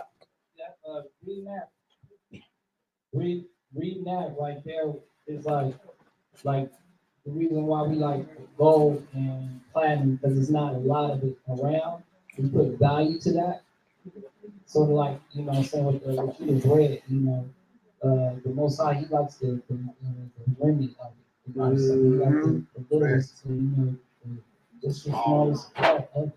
You know what I mean? He always deal like that, man. Always, man. Look. Even if you sit here and just take a look at your job, right? Those who still going to work, you know what I'm saying? Like, they have us separated different groups so people can't sit together, right? In those groups are less than 10 people. Even less than that, only 8 really made it. And only 4 of those was men and 4 of those was women. You see what I'm saying? That's how he did. So you're supposed to run this race if you're trying to win. That's why you don't want to get caught but being, correcting children. You either all in or be all out. Because 99.5 won't do it in this world. That old church song, Lord, I'm trying to. Come on, man. Yeah. All right, Exodus 1 and 8. We're gonna jump around Exodus all the way up to Exodus 12. All right. And we're just gonna be hitting about, we're gonna lay some background info, and then we're gonna talk about these plagues. And you're gonna notice that the Most High, before he dropped the most powerful nation in the world or in the earth at that time, he started hitting it with plagues. Exodus chapter 1. That's what verse 8. He started hitting it with plagues, supernatural plagues, locusts, frogs, and Jahizi. It just was a plague of locusts in the earth. Northern Africa. They said billions on top of billions. They said left nothing in the past. Everything was in the past. They told what they think. And also, too, I was talking to Nehemiah the other day, right? Yeah. He said that the locusts are still on there because you got the rainy season that's coming up. They love water. Yeah. So when you know that's a plague that comes from the Most High, because man can't do that. They don't know how to eradicate them or nothing. So I'm talking about billions on top of billions. They said to the point where the sky was dark. In the daytime, the sky was dark. So many locusts. That's a plague. Y'all trip off this, y'all. And that was just last week, I believe it was, or the week. About 3 weeks ago. About 3 weeks ago. Right? They say of a biblical proportion. Right. So many locusts, it blacked the sun out. These them times you in. Makes sense that the plague would have to be something that affects the worldwide plagues, like this COVID-19. Got everybody shook, right? But look, it ain't just over here. All right, so come on, let's get it. Exodus 1 verse 8. Yeah. Now there rose up a new king over Egypt. Yeah. Which knew not Joseph. All right, so just the background, the 12 tribes of Israel went down into Egypt after they sold Joseph. Joseph saves the world, moves his brothers and his father and them down into Egypt. We multiply. Jacob died. All his sons died. All right, but his children, all of them had children, right? And there's a regime change in Egypt. When it says a new pharaoh, that means a new dynasty in Egypt. You heard about different dynasties in Egypt, right? The 19th dynasty, the 20th dynasty, the 18th dynasty. When it says a new pharaoh rose up who didn't know Joseph, that means a whole nother family took over, who don't care nothing about what the Israelites did to save Egypt and the rest of the world. All right, go ahead, Hebrew. And he said unto his people, behold, the people of the children of Israel are more and mightier than we. That's a fact to this very day, right? You afraid. That's why you don't see it where the power is at. You understand? See, what your enemy understand is if they ever decide to get on one accord and link up, we're finished. All right. J. Edgar Hoover said it. There'll never be another black Messiah unless we give it to him. Right? What you think they came up with COINTELPRO, the counterintelligence program for? What you think to this very day, the CIA and the FBI, and you got infiltrators and spies infiltrating the camps and the congregations. What you think all that's for? Yeah, because your enemy knows something that you still ain't figured out. Look, you are the children of the Most High. We just read it. If you ever decide, if 2 or 3 of you come together, the Messiah said, I'm gonna sanction that from heaven. If y'all agree on anything, whatever you bind on earth is bound in heaven. Whatever you loose on earth is loose in heaven. Just 2 of us. Imagine if all of us come together. You understand? And on one accord, pray to our Father about certain situations. Y'all, this earth will move. You trip about this, you'll shift history. That's how powerful you are. That's how much authority we have. So they say, look, keep them divided. Keep them inebriated. Keep them high. Keep them distracted. Because they know they are mightier than that. We are mightier than them. All right, go ahead. You know, even Charles Manson, in one of his interviews, one of their famous serial killers. Yeah. Said on my channel, I'll send some of these videos out here. Please do. Please do. Denmark Vesey, and this is what I'm talking about. He said, listen, y'all don't even realize that y'all took the gods out of Africa and made them just like you. Dang, what's all that? Probably a fuse. Probably a trip. They Yeah, plug them it's something. gotta be, because these still on. Trip the wire. Hey, y'all, come get this up on your fuse box. We right here to use my phone, verse 10. It's in the back. Yeah. That about. These still on, so you get the Fuse box in that. it's in the back. It's in the back room right there. Come on, let's get it. We good. You know how to get down. Verse 10. Come on. Let us deal wisely with them, lest they multiply.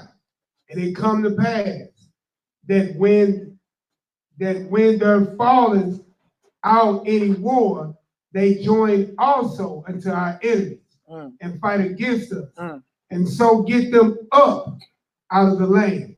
So they fear was that we would join their enemies in a war, you understand, and be in confederate with them and overthrow them.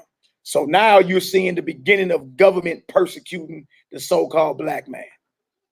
You're seeing a nation or a government persecuting the children of Israel. So when you see Planned Parenthood, when you see government passing laws and programs aimed at destroying us, y'all, this is psychology that go back over 3,000 years.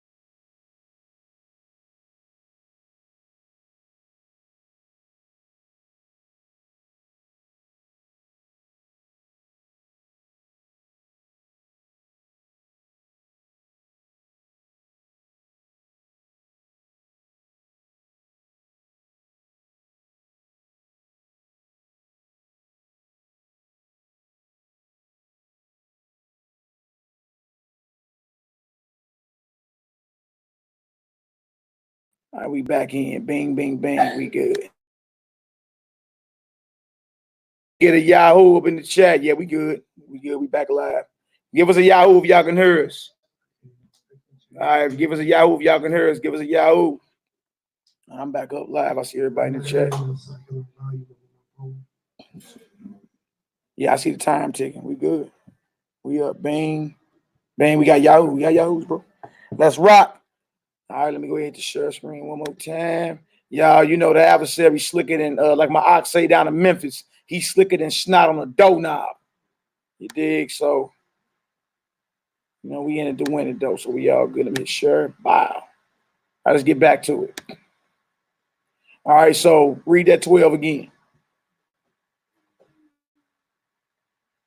But the more they afflicted them, the more they multiplied and grew.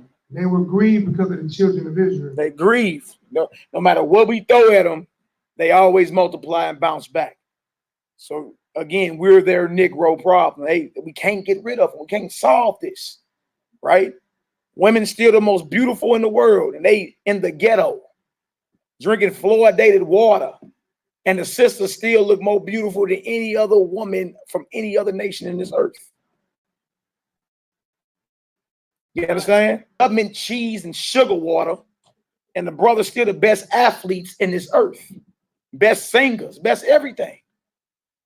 Can't get rid of them. Why is it, y'all? Because y'all up under a blood covenant with the creator of heaven and earth, and he's coming to collect. All right. All right, now we down in verse, where we at? All right, come on, let's get it. And the king of Egypt spake to the Hebrew midwife. That's cool. You start, go right there. We good. Hebrew midwives, of which the name of one was Shiphrah, and the name of the other Puah. Puah, go ahead. And he said, when ye do the office of midwives to the Hebrew women, and see them upon the stools, if it be a son, ye shall kill him. Trip off that. The order from the leader of the most powerful nation in this earth. He told the midwives, like, look, when they get birth, if it's a son, trip off that. If the sons carry the seeds, if it's a son, kill him. So now you look into the psychology. Now you know where the mindset of Planned Parenthood comes from. Now you know where all the mindset of all the government-backed programs that's aimed at destroying our children come from.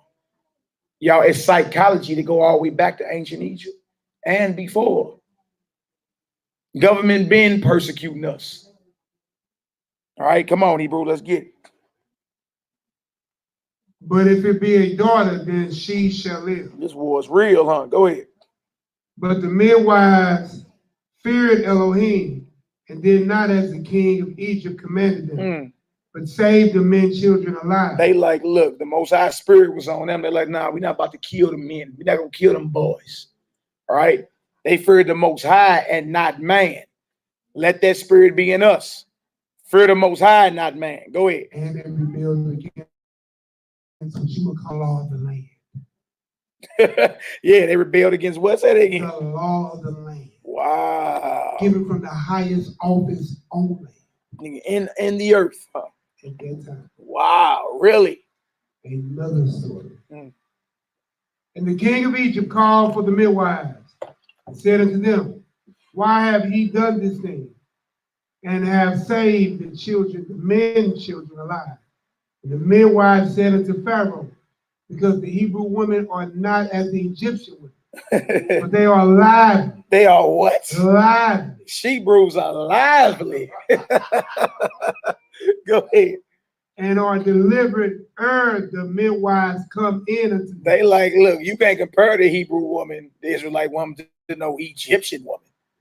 You feel me? The Egyptian women can't hold a candle to these Israelites. They said they are lively. Yakana, what lively mean, brother? It means that after they done with you, you go to sleep. Oh man. Now y'all be talking about Nehemiah getting cornered. Hold on. Page 2422. Hold on, man. I'm right. Here you go. Right.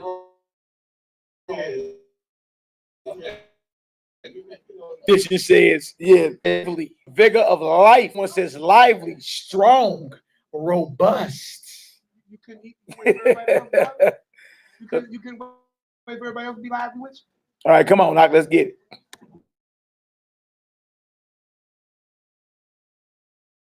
I love it.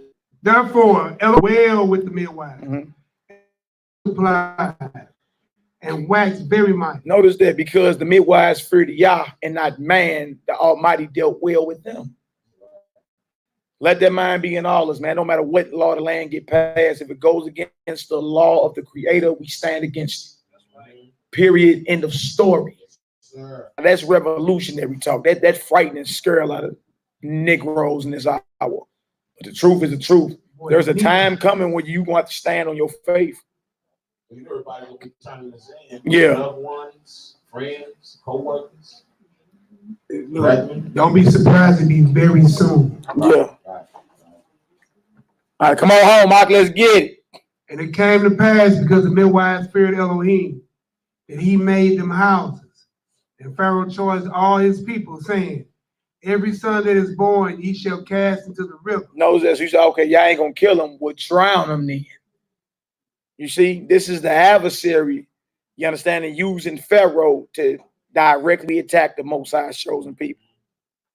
Right? So on a spiritual level, you look at Pharaoh like he's Satan. Look at his servants like they're his demons. That's what it is. And then look at Moses like he's strapped with the Ruach, the spirit of the Most High, with all authority. You ain't got no authority. Let my people go. You coming up out of here. All right? You are redeemed. You ain't up under the subjection to demons and devils no more. All right? If the Son shall make you free, you are free indeed. All right, go ahead, Doc. Let's get it. And Pharaoh charged all his people, saying, every son that is born, ye shall cast into the river, and every daughter ye shall save alive. All right, y'all. So if y'all getting some understanding so far, go ahead and throw a 7 up in the chat. Give us a Yahoo locally. We're laying the fight being redeemed out of bondage. All right. Now you're about to read about the birth of Moses, and then the Most High called, and then the Most High with Moses with full authority telling Pharaoh, hey, you gotta let my people go. He ain't saying nothing about it. If y'all want, we can have a meeting. Let's talk about this. Let's be diplomatic about it. Now, in the authority of the Most High, declare my people free. Let them go now or else. All right. And y'all, that's how y'all got to deal with demons in y'all life. You understand? They remain unchecked because you ain't checking them. You don't challenge them. Challenge them suckers. You got to go. You ain't got no authority around here. Let loose yourself off my people. In other words, let my people go. All right, you can look at this story from a physical and a spiritual aspect. Pharaoh is Satan. His workers are his demons. You understand? Moses and Aharon is strapped with the Ruach and the authority because they were called by the Most High to free or deliver. You understand? There are people from physical bondage. Y'all, this also got to do with spiritual bondage. All right? So understand where we at. We're going to read a few verses in chapter 2. Then we're going to jump on over. All right? So just be prepared to roll with me. Yeah, we're going to get it done. All right. Exodus chapter 2. All right. Read 1.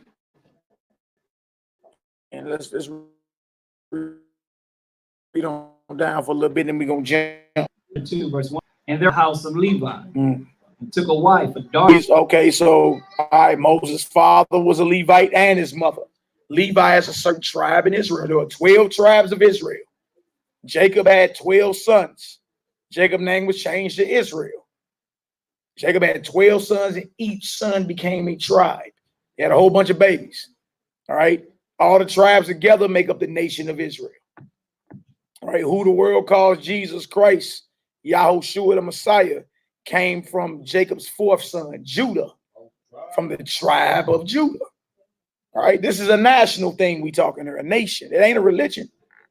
We talking about a certain people in this earth who have children who are still in this earth. That's what we talking about here. All right. All right, go ahead. Verse 2. And the woman conceived and bare a son. And when she saw him that he was a goodly child, she hid him 3 months. Why did she have to hide him? Who knows? Huh? Persecution. Remember the order that went out, kill him or drown him in the river. So she realized she had a baby boy. She hid him. She hid him for 3 months, like any mother would do. Let me hide this boy. I'm not about to kill my son. Right? All right, go ahead. And when she could no longer hide him, she took for him an ark of bulrushes and daubed it with slime and with pitch, and put the child therein. And she brings. And his sister stood afar off to wit what would be done to him. All right, so you see him float on down the river. They're talking about how Moses was brought into the household of Pharaoh and raised as an Egyptian. Y'all, that's the first clue to show you children of Israel dark skin. Everybody know the Egyptians in the ancient world were dark skinned people. Now, how is Moses passing for an Egyptian when the Pharaoh just said kill the Israelites? And he an Israelite from the tribe of Levi. How is he passing for an Egyptian if he looked like a Caucasoid? Like, this is one of the first peeks into the scripture on the physical description of Israel.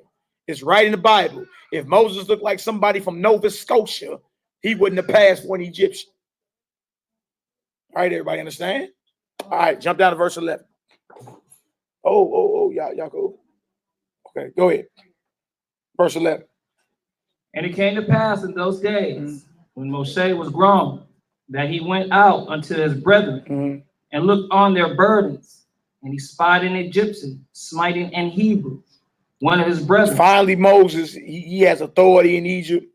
You understand? He has rank within Pharaoh's house, but he a bro. So finally, when he grown, he go out and see how hard, what's the hard bondage going on with his people, right? And he see an Egyptian destroying one of his brothers.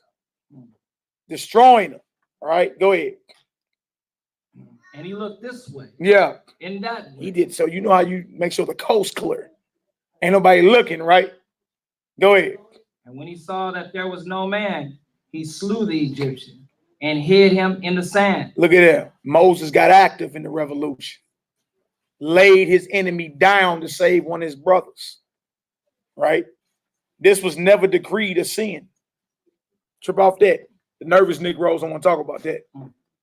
This was never decreed a sin.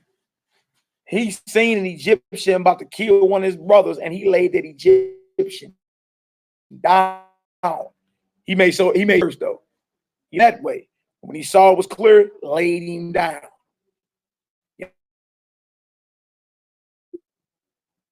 Right? He ain't do like we do today, pull the phone out and record the police on Instagram, whooping the brakes off your people.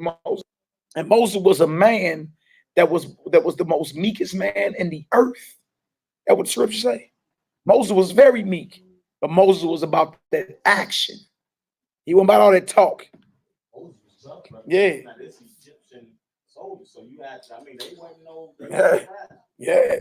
You know what I'm saying? So just because the man was meek don't mean he wasn't about no warfare. Meek don't mean weak. You understand? You understand? Brother got a lot of patience, man. You understand? He would prefer not to, you know what I'm saying, get out of hand. But if it do, I got something for you. Put tips on you real quick. You feel me? Moses laid him down, right? And then he hid the body in the sand. Hide the crime real quick. So even though this wasn't a sin in the eyes of the Most High, this still was a crime in the eyes of Pharaoh in Egypt. This will make Moses a fugitive. But these are the events leading up to the redemption of Israel. Something like that went down today. You say, see, all points bulletin out on that brother. Because he stood up and delivered one of his brothers and sisters by the enemy. And today, these noodle battle themselves, Israelites, to be something like this. Watch your mouth. Because that's who they refused was sent to deliver. All right, go ahead. And when he went out the second day, behold, 2 men of the Hebrews strolled together. And he said to him that did the wrong, wherefore smitest thou thy fellow? Now trip off that. He see the Bruce fighting and he break it up. He saw the Egyptian getting at his brother. He lay him down. But when he saw his own nation fighting, he broke it up like, what y'all fighting for? You understand? Showing you what brotherly love. We're supposed to be loving one another, man, not hating one another. What y'all fighting for? What y'all doing? Right? Go ahead. And he said, who made thee a prince and a judge over us? Mm. Intendest thou to kill me as thou killest the Egyptians? You know how we are. Who you think you is? You think it, so? What you think you over us now? Oh, you think you bad? So you gonna kill us like you did old boy the other day? We seen you kill him. Trip off that you can do so much for this people, and they still talk down on you and turn you in. That's Israel for you, boy. All right, go ahead. And he said, and Moses feared and said, surely this thing is known. Come on. Now when Pharaoh heard this thing, he sought to slay Moses. See? But Moses fled from the face of Pharaoh and dwelt in the land of Midian. And he sat down by a way. Moses became a fugitive for the love of his people. Trip off that. Today you talk down on a brother like that. You understand? Say, boy, the feds looking for him. He hot. Moses was a hot boy. Moses was a hot brew. For righteousness' sake, though. You understand? For the love of his people, not because he was tormenting and being evil in the presence of his people, because he, you understand, was there to deliver, right? And that lets you know too, y'all, revolution ain't bloodless. I mean, we read scriptures about blood gonna be up to the horse's bridle in Revelation, which y'all, I mean, bro, revolution is bloody. You know what I'm saying? Revolution is ugly business. It's not clean. You understand? You ain't gonna get about this thing trying to soften the blow. It's what it is, man. You are in war. Eventually, it gotta go there. You understand? May the Most High be with us all. All right, hey boy, what's wrong with you? All right, let's jump on over to chapter 3. All right, let's jump on over to chapter 3. The calling of Moses. All right, Exodus chapter 3. And this right here is about the calling of Moses, the fugitive. All right, Moses was a fugitive because of his love for his people. All right, let me look this quick nav up real quick, brother. My bad. Huh? Yeah, you know, Queen and Slim, huh? But hey, look, he had to handle his business, right? And think a trip off that. You could be in this position one day. You know what I'm saying? Actually, you could be in a position one day to crack it all off. Yeah. You know what I mean? Be that one, you know how you stack up the dominoes next to each other and then you push that one down and everything starts falling down? Yeah. You could be that one, that first one to make everything fall down. You know what I'm saying? Because that's what happened with Moshe. Yeah. You know, if he wouldn't have done that, he wouldn't have been in the wilderness. He wouldn't have been over in Midian and whatnot. He wouldn't have been dimmed down by Mount Zion. Everything happens for you. By the Most High's reasons, you know what I'm saying? So, you know. That's right. All right, come on, Knock. Let's get it. Exodus 3:1. What did it say? Exodus 3, verse 1. Now Moses kept the flock of Jethro, his father-in-law, the priest of Midian. So look, Moses a fugitive, right? He done fled from Egypt and trip off the fugitive. He done got married. He done got married on the run. Got him a father-in-law. Look, this is an action-packed life for this brother, right? I mean, he was born. There was death threats on his life. He was thrown in a river. You dig? Raised in Pharaoh's house. Got grown, checked on his people, found the Egyptian stripping, laid him down, hid the body in the sand. Feel me? Then became an enemy to the throne and he flee. And while he on the run as a fugitive, he bump into his boat. He gets married. Dang. Don't sound like a square life to me. Because the day you think being holy is an L7, you know, you lame, square. But this man a fugitive. Like, what you mean? He's like, well, you know, yeah, let me go ahead and, you know, go ahead and get married, you know. I'm on the run anyway. I mean, hey. All right, go ahead. And just trip off for everything that happened. Now, he had wealth. Yeah. He had all of that. That's right. He became a herder of sheep. Became a shepherd. I went from a general to a shepherd. Right. Ain't that something? Smelling like outside. All right, go ahead. The priest of Midian. He led the flock to the backside of the desert and came to the mountain of the Most High, even to Horeb. And the angel of the Most High appeared unto him in a flame of fire out of the midst of a bush. And he looked, and behold, the bush burned with fire, and the bush was not I consumed. mean, it's a flaming bush on fire, but the bush is not burning to ashes. First, it was a miracle. It's a burning bush, but the bush ain't burning down. Yeah, but it's an angel of the Most High in the midst of the bush about to rap to Moses. This is divine visitation. You understand?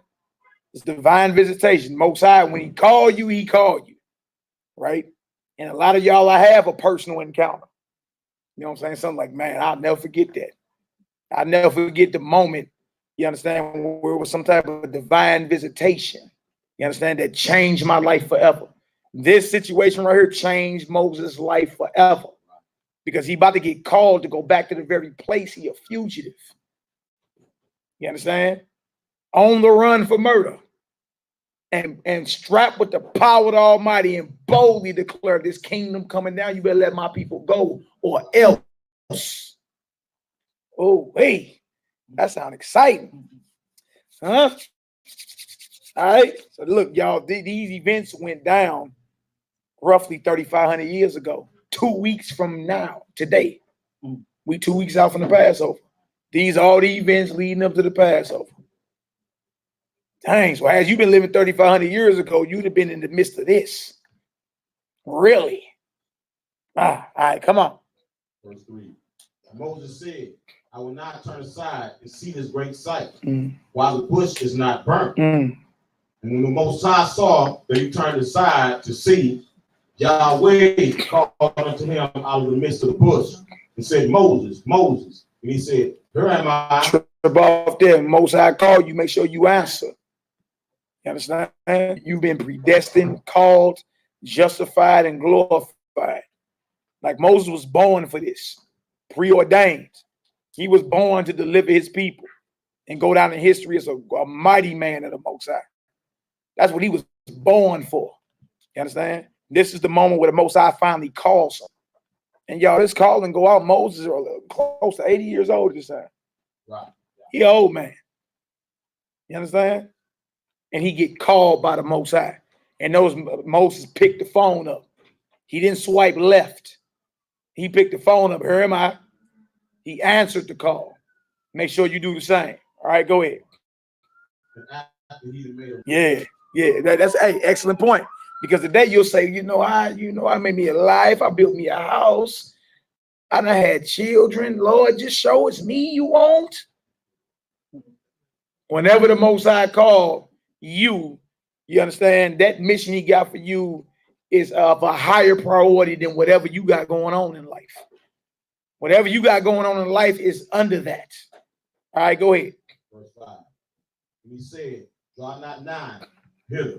Put off thy shoes from off thy feet. For the place whereon thou standest is holy ground. Divine visitation, holy ground. That's powerful, man. Go ahead. Moreover, he said, I am the power of thy father. Come on. Elohim of Abraham. Yeah. Elohim of Isaac. Yeah. Now, look, anybody asks you what God Almighty when you serve, you understand? Especially if they get to tripping off how you pronounce his name.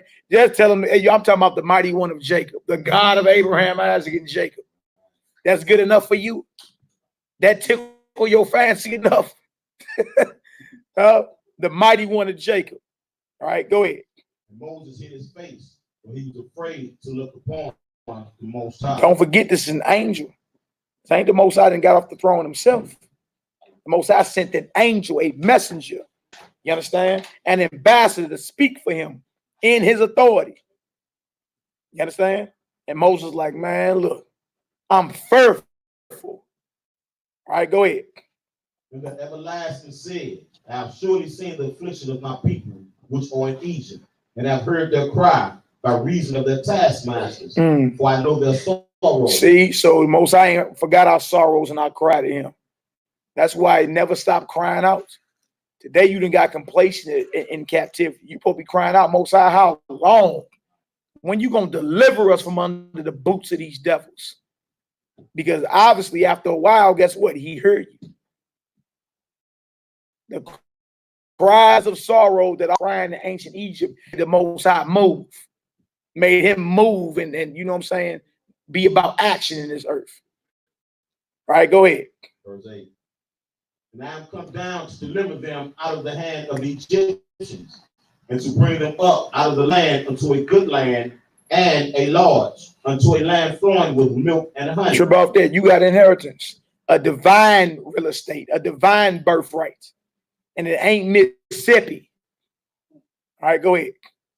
Unto the place of the Canaanites and the Hittites and the Amorites and the Perizzites and the Hivites and the Jebusites. Now therefore, behold, the cry of the children of Israel is come unto me, and I have also seen the oppression wherewith the Egyptians oppressed them. Trip off that. The one thing to get the Most High's attention is the oppression of his people. We've been oppressed. No matter what nobody got to say in this earth, we've been oppressed in this earth. All right. Come on, Hebrew. Let's get it. Come now, therefore, and I will send unto thee Pharaoh. I will send thee. I will send thee unto Pharaoh. See, Moses has been called to go right back to the very land in which he's a fugitive. Right back. How many of y'all are doubt that? Like, man, I ain't going back there. But I want it for murder. He like, nah, the place you wanted for murder, go on back over there. Go on back over there.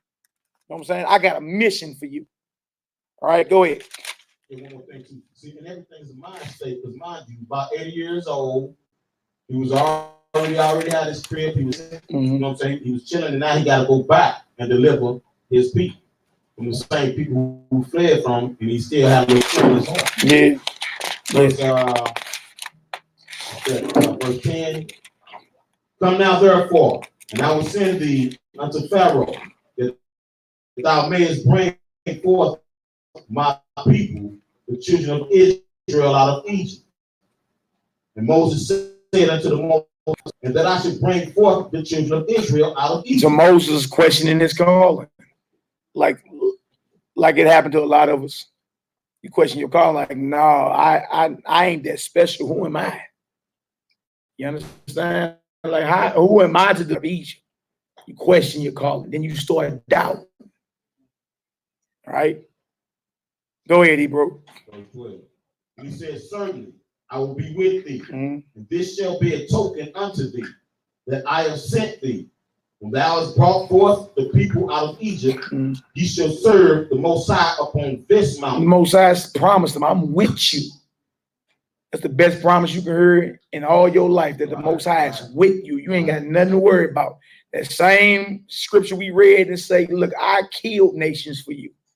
You ain't got nothing to worry about. I am with you. That's a promise. Right? Go ahead. And then he told him, look, this is going to be the sign. The very mountain that I visited you at, you're going to worship right here. You're going to serve the Most High upon this very mountain that you got your calling at. Most High always give you a promise. He always show you, look, I'm with you. You ain't got nothing to be afraid of. All right. In this hour, you have nothing to be afraid of. Because plagues in this hour, you have nothing to be afraid of. You should be Kool-Aid smiling in this hour. Kool-Aid smiling. I'm amped. All this is going down.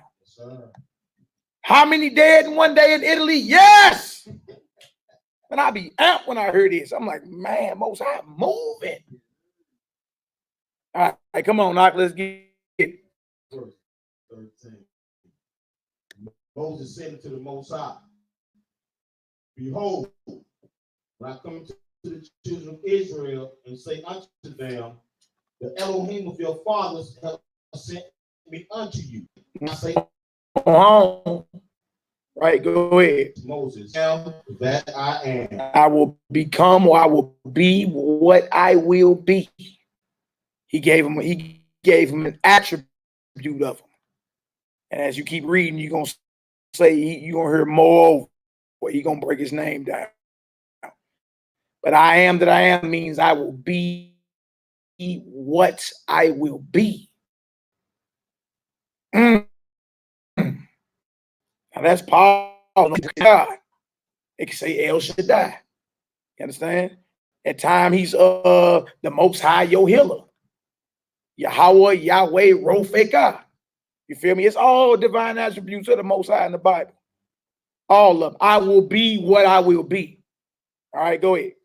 Real quick, now mind you, in the movie Predator, the first one, Um, at the end, when they had basically had the Predator on his back and he was bleeding out, and they say, "Who are you?" When he was down there bleeding that green blood, and he looked up and said, "I am that I am." he sure did, didn't he, boy? He sure did. Yes, sir. Boy, I ain't seen Predator in it, boy. Yeah, trip off of it though. Boy, we're going back to childhood there, boy. Verse 14. Yeah. Most High said unto Moses, "I am that I am." And he said, "Thus shalt thou say unto the children of Israel, Come on. I am has sent me unto you." Flat out. 15. A lot of people skip 15. They stop at 14. He's not done explaining himself, though. And how you know? Verse 15 says what? Verse 15. Mm-hmm. And the Most High said more when Moses. He said, moreover, I ain't done talking. I ain't done explaining who I am. Moreover, he said unto Moses, go ahead. Thus shalt thou say unto the children of Israel. This is what you say to the children of Israel. Go ahead. The Almighty. The Lord. When you looked it up, Yod, Hey, Wav, Hey. Some say Yahweh, Yahweh, Yahoah, Yahoah. However, we ain't gonna argue about linguistics. Right? When you look that up, he say, moreover, this is what you say to them, because he wasn't done explaining who he is. Right? The self-existent one. Yod, Hey, Wav, Hey. Yahweh, Yahweh. Go ahead. The Elohim. The power. Go ahead. The power of your father. Go ahead. The Elohim of Abraham. Come on. The Elohim of Isaac and the Elohim of Jacob has sent me unto you. Come on. This is my name forever. Because he asked him what his name is. He just told him what his name was. This is my name forever. Go ahead. And this is my memorial unto all generations. Flat out, until including this generation right here. That's the Most High's name and memorial. All right. Now jump down to 16, and then we're gonna jump over to chapter 4. We're gonna skate through this. Verse 16. Yeah. Go and gather the elders of Israel to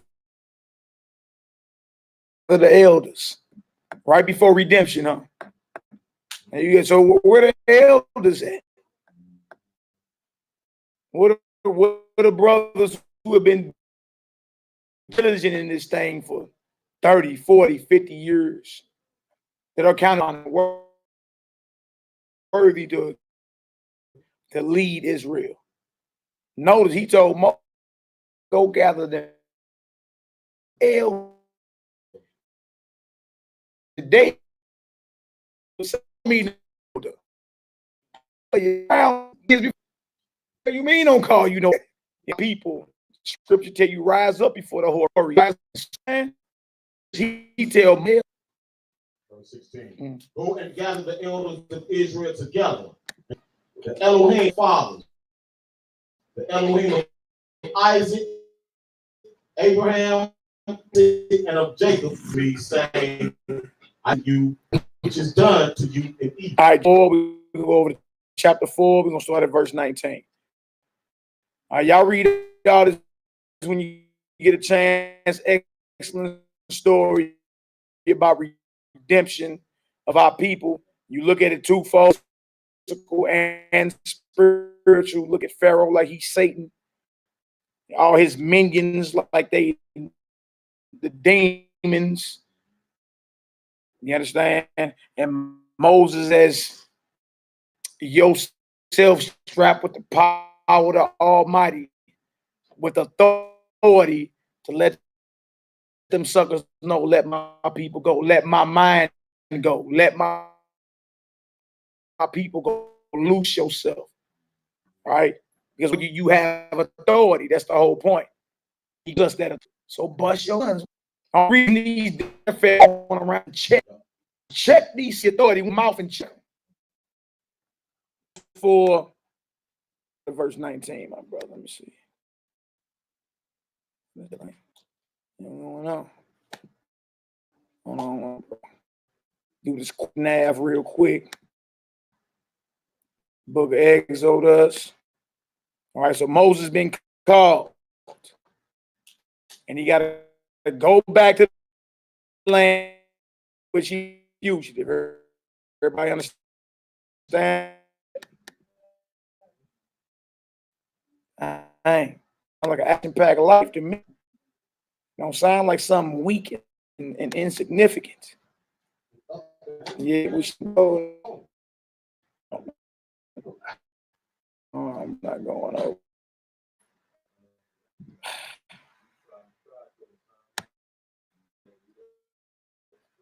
Let's be going up.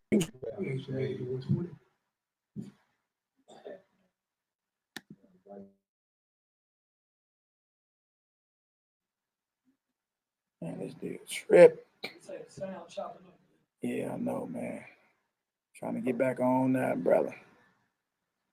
I think I'm back on. Let me see. There we Psalm 90 verse 10. Yeah, Psalm 90 and 10. What does it say, y'all? It says the days of our years are 80 years and 10.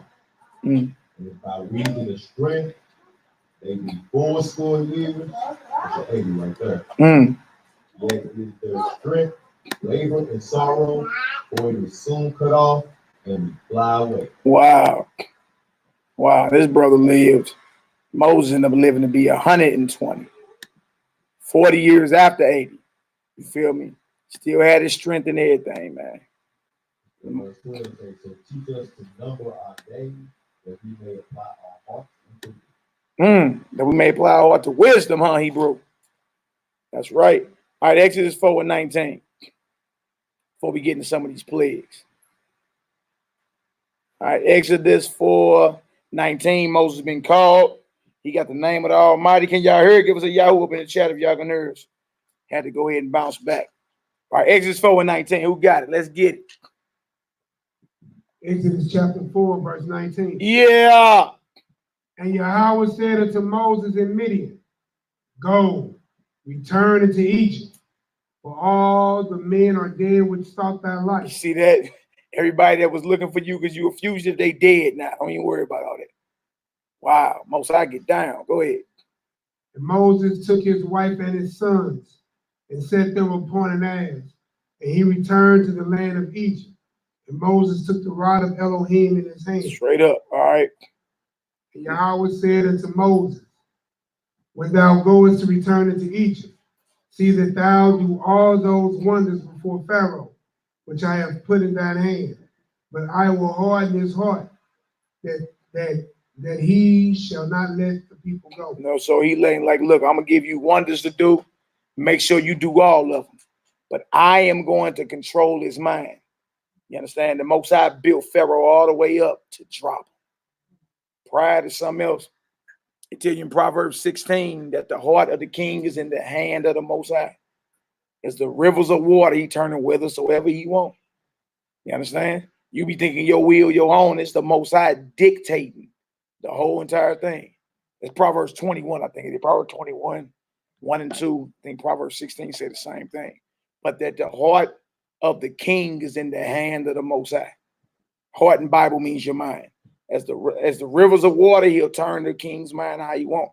So he telling Moses, like, look, I'm going to give you supernatural power. All right? Make sure you do all the signs I tell you to do to redeem my people. But I'm going to harden Pharaoh's heart. You understand? I'm going to harden his heart. That way, in the end, I'm going to destroy him. That way, everybody know who God is real.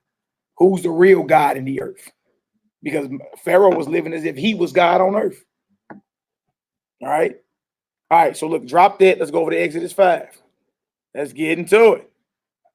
Let's get into it. Nehemiah was good, son. You ready, B? All right, Exodus chapter 5. All right. Now let's get into some of these plagues, man. This is a beautiful thing. Because you going through the plagues now.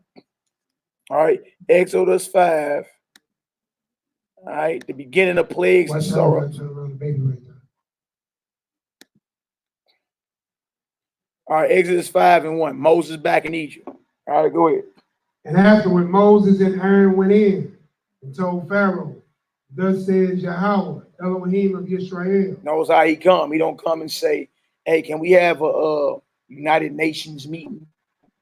Can we negotiate? Understand? When the Most High call you and give you a mission, you show up in full authority. You don't show up begging Pharaoh. You understand? Like, you can't show up and beg Donald Trump to let these Israelites go. If you, whoever you claim you are, you better be about that. Because you have Israelites go preach in front of the White House like that's finna move Donald Trump or something. That ain't finna move him nowhere. You know what I'm saying? If you've been strapped with the authority from the on high, you understand? Go before him, tell him, hey, thus saith the Most High, you better let us go empty them jail cells or else. You understand? All right, go ahead. Thus said Yahweh, Elohim of Israel, let my people go, that they may hold a feast unto me in the wilderness. Yeah, Most High want us to serve him. All right, go ahead. The Pharaoh said, who is Yahweh, that I should obey his voice Wow. and let Israel go? I know not Yod, hey, why, neither shall I let Israel go. Pharaoh, like, look, I'm God. What you mean you hearing the authority of your God? I'm Israel's God. I don't know who your God is. You understand? If y'all want to get a picture today of how proud Pharaoh was, look at Donald Trump. That is a proud heathen right there. He's beyond proud. He say what he wants. He bomb wherever he wants. You understand? When he killed that Iranian general, y'all, they was at a gala. They was having a party. He in his bow tie like, yeah, he's dead. Yes, we killed him. And, you know, so, all right, you know, he deserved it. You know, him and the drivers that was with him, they're all dead. So what? It's over. Good. Proud heathen. You understand? It's modern day Pharaoh. Modern day Pharaoh. All right, go ahead. And they said, the Elohim of the Hebrews has met with us. The God of who? The Hebrews. The God of you Hebrews. You understand? Go ahead. Has met with us.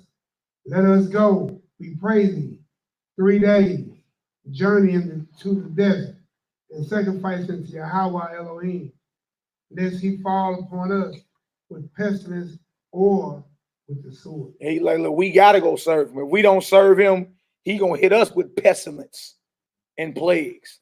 That lets y'all know the urgency in serving the Most High in this hour. If you don't serve the Almighty, you might as well be a victim of that coronavirus. He gonna fall on us, lest he fall upon us with pestilence or with the sword. Y'all, pestilence is another word for plagues. So let all you Hebrews listening tonight, you understand? Serve the Most High. If not, you might as well be a victim of the COVID-19. Flat out. All this in the Bible. If we don't serve him, we good as doomed. Basically put that blood over your doorpost. Yeah, you better. You better put that blood over your doorpost. Or, in other words, believe in the sacrifice of the Messiah. Because he's the blood of the Lamb. He's the Lamb of the Most High. By his stripes we heal, right? All right, go ahead. And the king of Egypt said unto them, wherefore do ye, Moses and Aaron, let the people from their works get unto your burdens. And Pharaoh said, behold, the people of the land now are many, and ye make them rest from their burdens. And Pharaoh commanded the same day the taskmasters of the people and their officers, saying, ye shall no more give the people straw to make brick, as heretofore, let them go and gather straw for themselves. And the tail of the brick, which they did make heretofore, ye shall lay upon them, ye shall not diminish aught thereof, for they be idle. Therefore they cried, saying, let us go and sacrifice to our Elohim. Sure about this. So he's like, look, don't diminish their workload. They making bricks with straw. Make them go gather their own straw and tell them they quota better not diminish. So when Moses stepped to Pharaoh, like, let my people go, Pharaoh like, look, I don't even know your God. Matter of fact, since you running your mouth, I'm about to up the workload on your people. And they better meet their quota. And instead of the straw provided to make brick, they got to gather their own straw. It's heathen, is arrogance. Jump over to Exodus 7. Exodus 7, start at verse 14. Let's get into the plagues. Plagues are signs of redemption, y'all.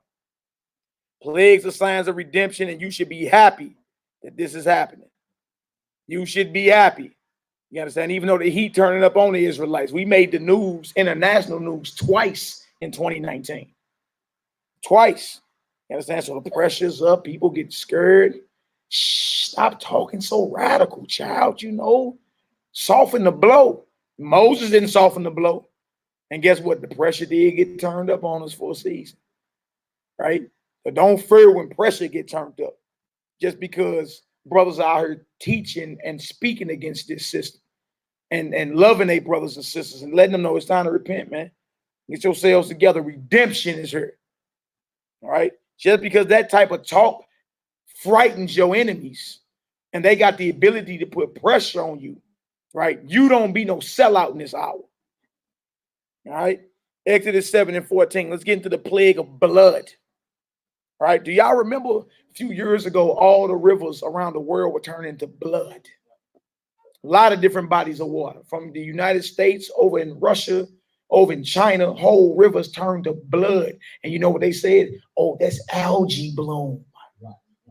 That was at the same time all of them moons was red. Them blood moons. Blood moon, right.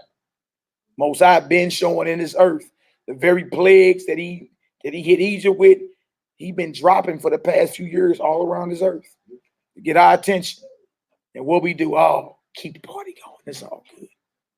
You understand? Hopefully this virus, this so-called virus, get your attention to where when it let up a little taste and you get your little freedoms back, you don't forget this moment. You don't forget this moment. And you do what you need to do to prepare. You understand? Prepare y'all, because we on our way up out here. You understand? We on our way up out here. If you don't worship the Most High, you're going to get hit with a plague. All right? Chapter 7, verse 14. Let's get it. And Yahweh said unto Moses, Pharaoh's heart is hard. He refuses to let the people go. Come on. Get thee up unto Pharaoh in the morning. Lo, he goeth out unto the water, and thou shalt stand by the rivers, bring except your brother be with you. And thou shalt say unto him, Yahweh Elohim of the Hebrews hath sent me unto thee. Y'all know name means authority. Moses had to come in the name of the Almighty or the authority of the Almighty. Coming in your own name would do nothing. I'm hearing the name of Nehemiah. Hearing the name of Malachi Maccabee, boy, you're going to get tore out the frame. Coming in your own name. You understand? Demons don't even respect your own name. You got to come in the authority of the Son of the Most High. You understand? To make them suckers shiver and move and get somewhere. Moses had to come in the authority of the Almighty. All right? Come on. And thou shalt say unto him, Yahweh Elohim of the Hebrews has sent me unto thee, saying, let my people go, that they may serve me in the wilderness. And behold, hitherto thou wouldest not hear. You ain't been listening, Pharaoh. Let my people go where else? And thus saith the God of the Hebrews. That's authority and all that. You feel me? That's your power. So flex the authority. All right? Everybody all nervous and embarrassed to serve the Most High in this hour. Right now is the time for you to be speaking up and getting glory in this earth. All right, go ahead. Thus saith Yahweh, in this thou shalt know that I am Yahweh. Behold, I will smite with the rod that is in my hand unto the waters which are in the river, and they shall be turned to blood. This is how you know that rod in your hand, you're going to smite them waters and the river's going to turn to blood. Y'all know water, no life. Think about Flint, Michigan a few years ago with all that lead in the water. Y'all realize no water, no life. This crisis, everybody going crazy over water. Ain't no waters nowhere. Or if you do find water, you only can get, what, 1 case, 2 case? Y'all know water, no life. Most I say, you know what? I'm going to hit their water supply. Turn to blood. Maybe that'll get your attention. But you can't wash your rear end for a whole week. Maybe that gets your attention when you gotta wipe your teeth off and you can't brush your teeth. Dang. get that serious, huh? Most I know how to get your attention. That's the whole point. You say what, Duel? Yeah. All right, come on, Knock, let's get it. And the fish that is in the river shall die, and the river shall stink, and the Egyptians shall loathe and drink of the water of the river. Jay, you grab that, Exit 7. We in verse 19. Chill out, bro. Oh man, you going off. You got the batteries? Here, pass that on up here. Go ahead, grab 19. And Yahweh spake unto Moses, saying unto Aaron, take thy rod and stretch out thy hand unto the waters of Egypt, upon their streams, upon their rivers, and upon their ponds, and upon all their pools of water. Oof. And they may become blood. That they what? May become blood. Every body of water that was in Egypt was decreed to turn to blood. And y'all, the waters was stinking. Y'all know about stanky water, don't you? You know, water get to stinking, boy, that travel. Yeah, we saying the fish tank, huh? Yeah, you right. Then you got flies and gnats. Oh, man. Mosai sound like Mosai know how to get somebody attention around here. All right, go ahead. Go ahead. And that there may be blood throughout all the land of Egypt, both in vessels of wood and vessels of stone. Man, even in your Kool-Aid, all your little water pitchers, blood everywhere, not just in the fountains, y'all, even in your little water pitchers that you pour your water with, blood. Wine, your liquor. Everything, blood. That's a serious thing right there, man.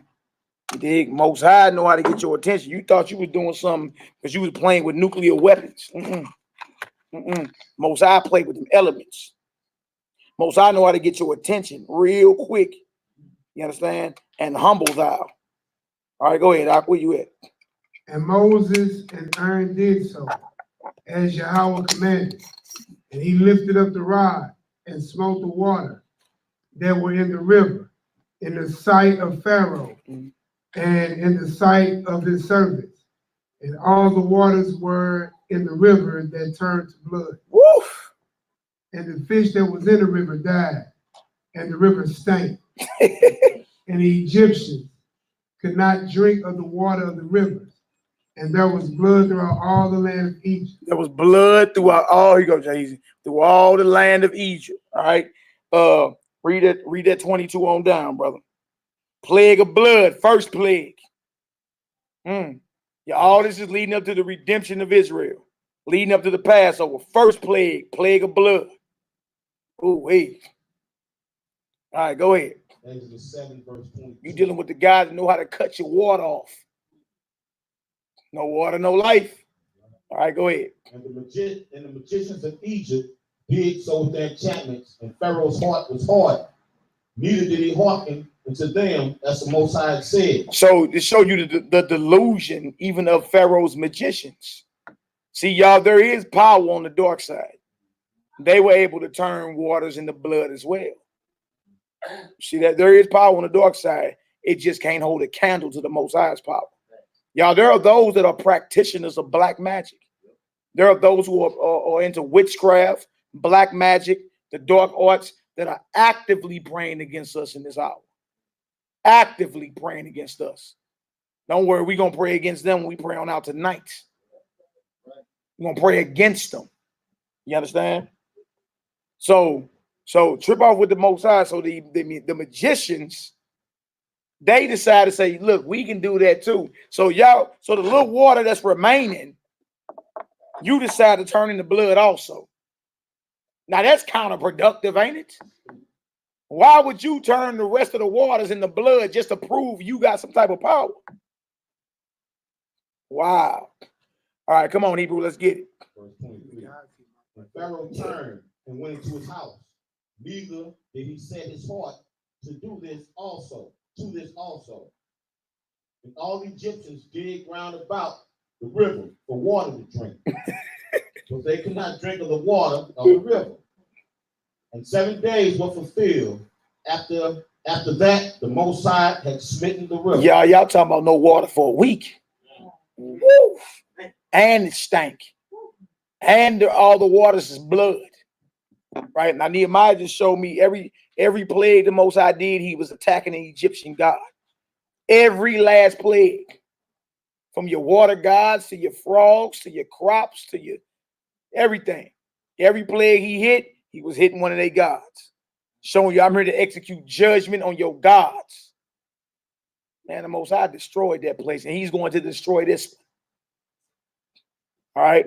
Exodus 8. All right. Next plague is the plague of fraud. We ain't gonna get through all the plagues today. We had a few of these plagues, and we're gonna get on about her. And Friday evening, y'all willing, we still got breath in our body. We're gonna finish off the plagues. You understand? Since we in the time of plagues, why not talk about them? And then show y'all the deliverance of Israel and how enemies were drowned in that Red Sea or that Sea of Reeds. And y'all, when it got done like we do, we started banging on wax. We made music. We hit that beat, and then we put lyrics and bragged about how the Most High drowned our enemies in the sea. And we were thanking him. We wasn't sad about it. All right. Next plague, plague of frogs. Exodus chapter 8. Exodus chapter 8, verse 1. Hold on, Hold on, bro. Let me get there real quick. Right there. Ain't no game with the Most High, man. And then look in Exodus, the frogs are symbolic for unclean spirits. You say unclean spirits came out of his mouth like frogs. Man. All right, Exodus 8. Exodus chapter 8, verse 1. Come on home. And the Most High spake unto Moses, go unto Pharaoh and say unto him, thus saith the Most High, let my people go, that they may serve me. Flat out, another declaration. Notice he ain't coming asking nothing.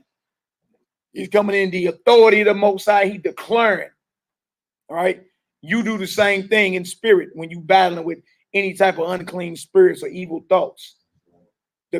State your position in a Mashiach and declare them suckers power. Declare your authority over them. Tell them get somewhere. And y'all, they got to move. Eventually, Pharaoh had to come down. You understand? Him and his entire army. That's powerful. Go ahead. Verse 2.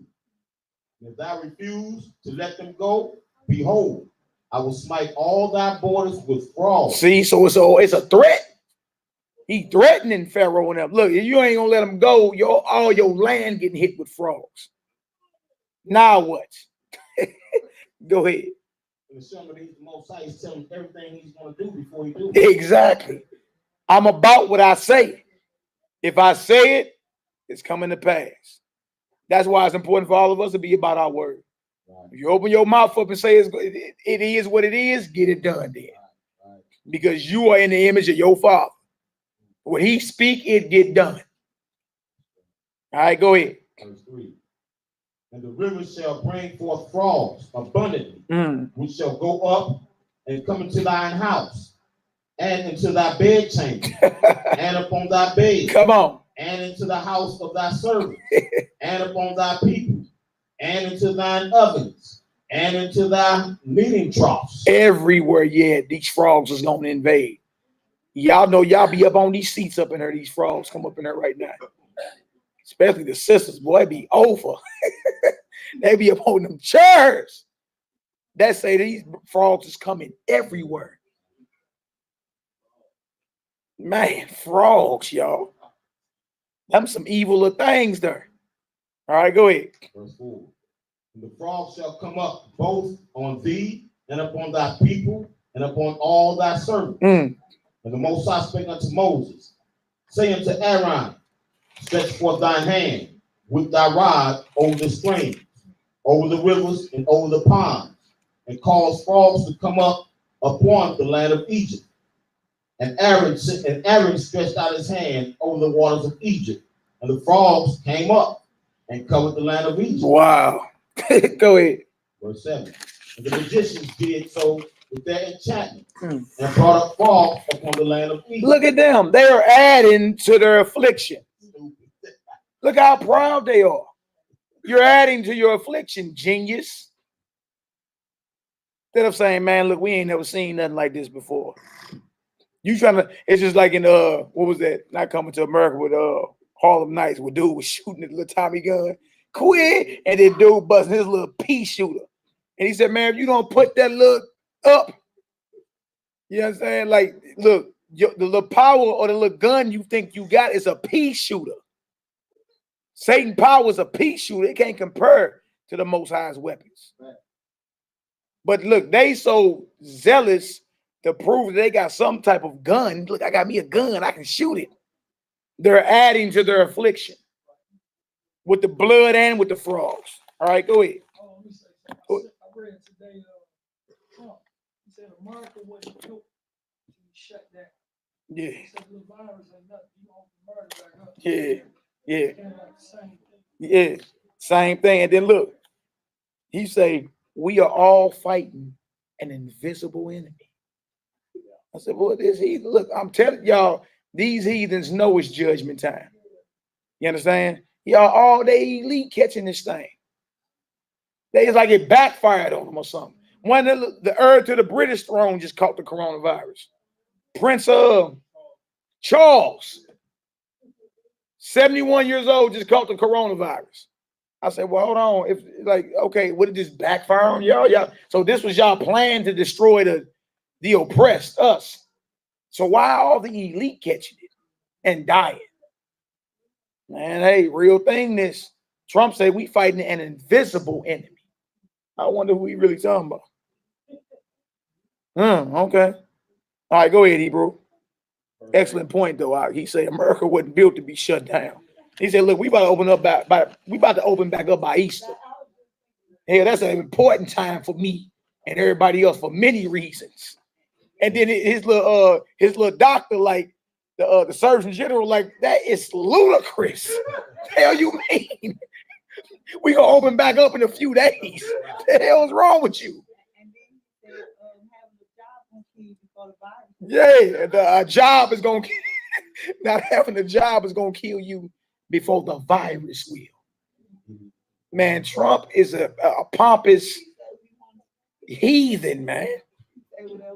Yeah, and he make me laugh. I ain't gonna lie to you. Every time I'll be like, well, I like this heathen. Get these prophecies popping. I like you. Because he say what he want to say. All right, go ahead, Hebrew. Let's get it. Verse 8. Yeah. Then Pharaoh called for Moses and Aaron and said, entreat the Most High that he may take away the frogs from me and from my people, and I will let the people go. Yeah. That they may do sacrifice unto Yod-Heh-Wah. Look at that. Pharaoh like, hey, man, ease up. Pray to your Almighty. Pray to your Mighty One for me. That's how you know your enemy has been conquered.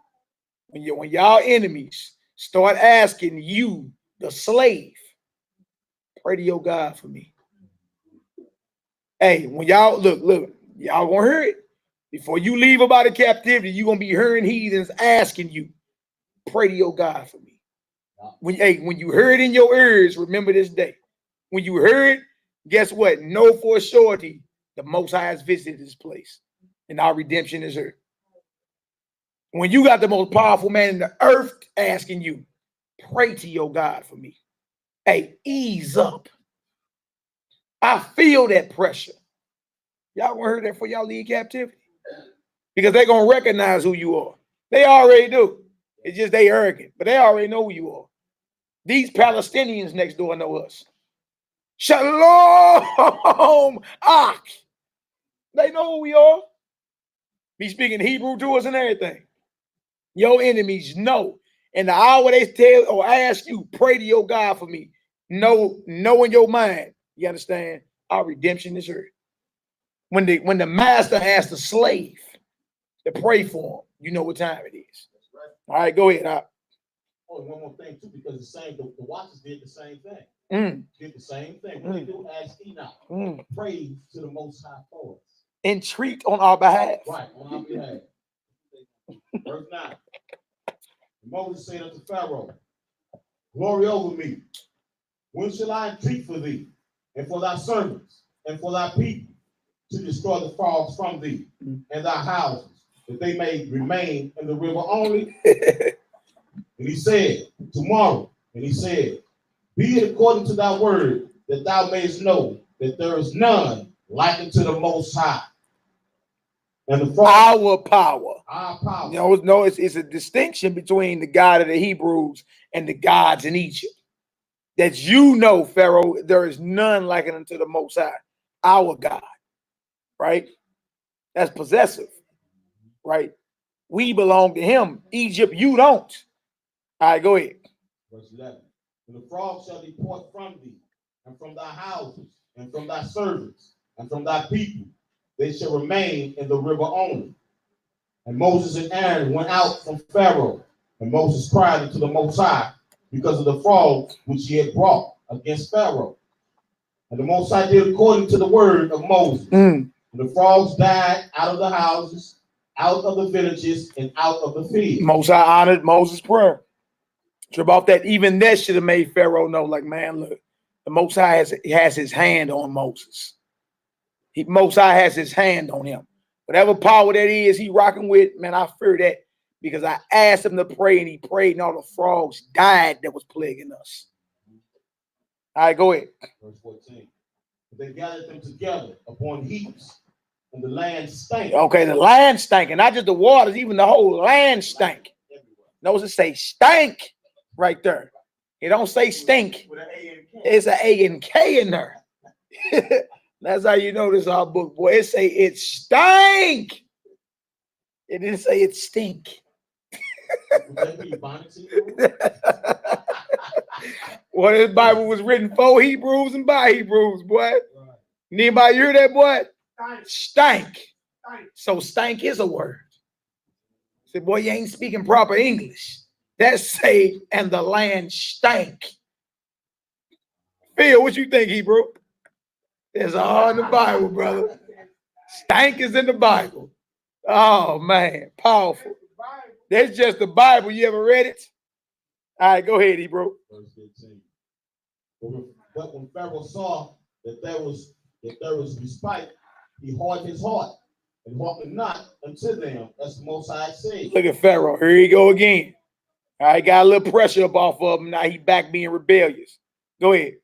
And the Most High said unto Moses, say unto Aaron, stretch out thy rod and smite the dust of the land, that it may become lice throughout all the land of Egypt. So what we got so far? We got blood, we got frogs. Now we got lice. Lice. Y'all know we don't even catch lice. Who catch lice? Heathens catch lice. Now watch this, y'all. Watch this. Lice. Right. He said smite the dust and it's going to create lice. Now watch this. Go ahead. Verse 17. And they did so. For Aaron stretched out his hand with his rod and smote the dust of the earth. And it became lice in man and in beast. All the dust of the land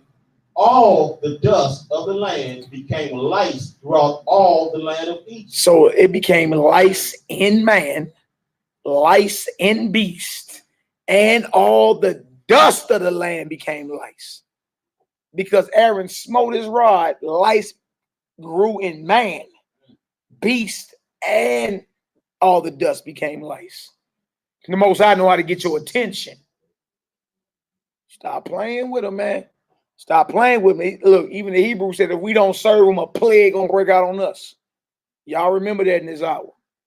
With all your might serve the Almighty and do what is commanded of you. That way we can be blessed. We can be protected from all these plagues because he ain't done. Coronavirus just the beginning. He ain't done. He about to turn it all the way up. All right, go ahead, Hebrew. Verse 18. The magicians did so with their enchantments to bring forth life. Look at these heathens. They add an affliction on top of affliction to try and prove a point. Go ahead. But they could not. But they what? But they could not. They didn't have the power to bring the lights on. They had the power for the staff to turn to a snake. They had the power to also make water in the blood. They had the power to even imitate frogs a little taste, right? But when it came down to the lights, they couldn't even duplicate that.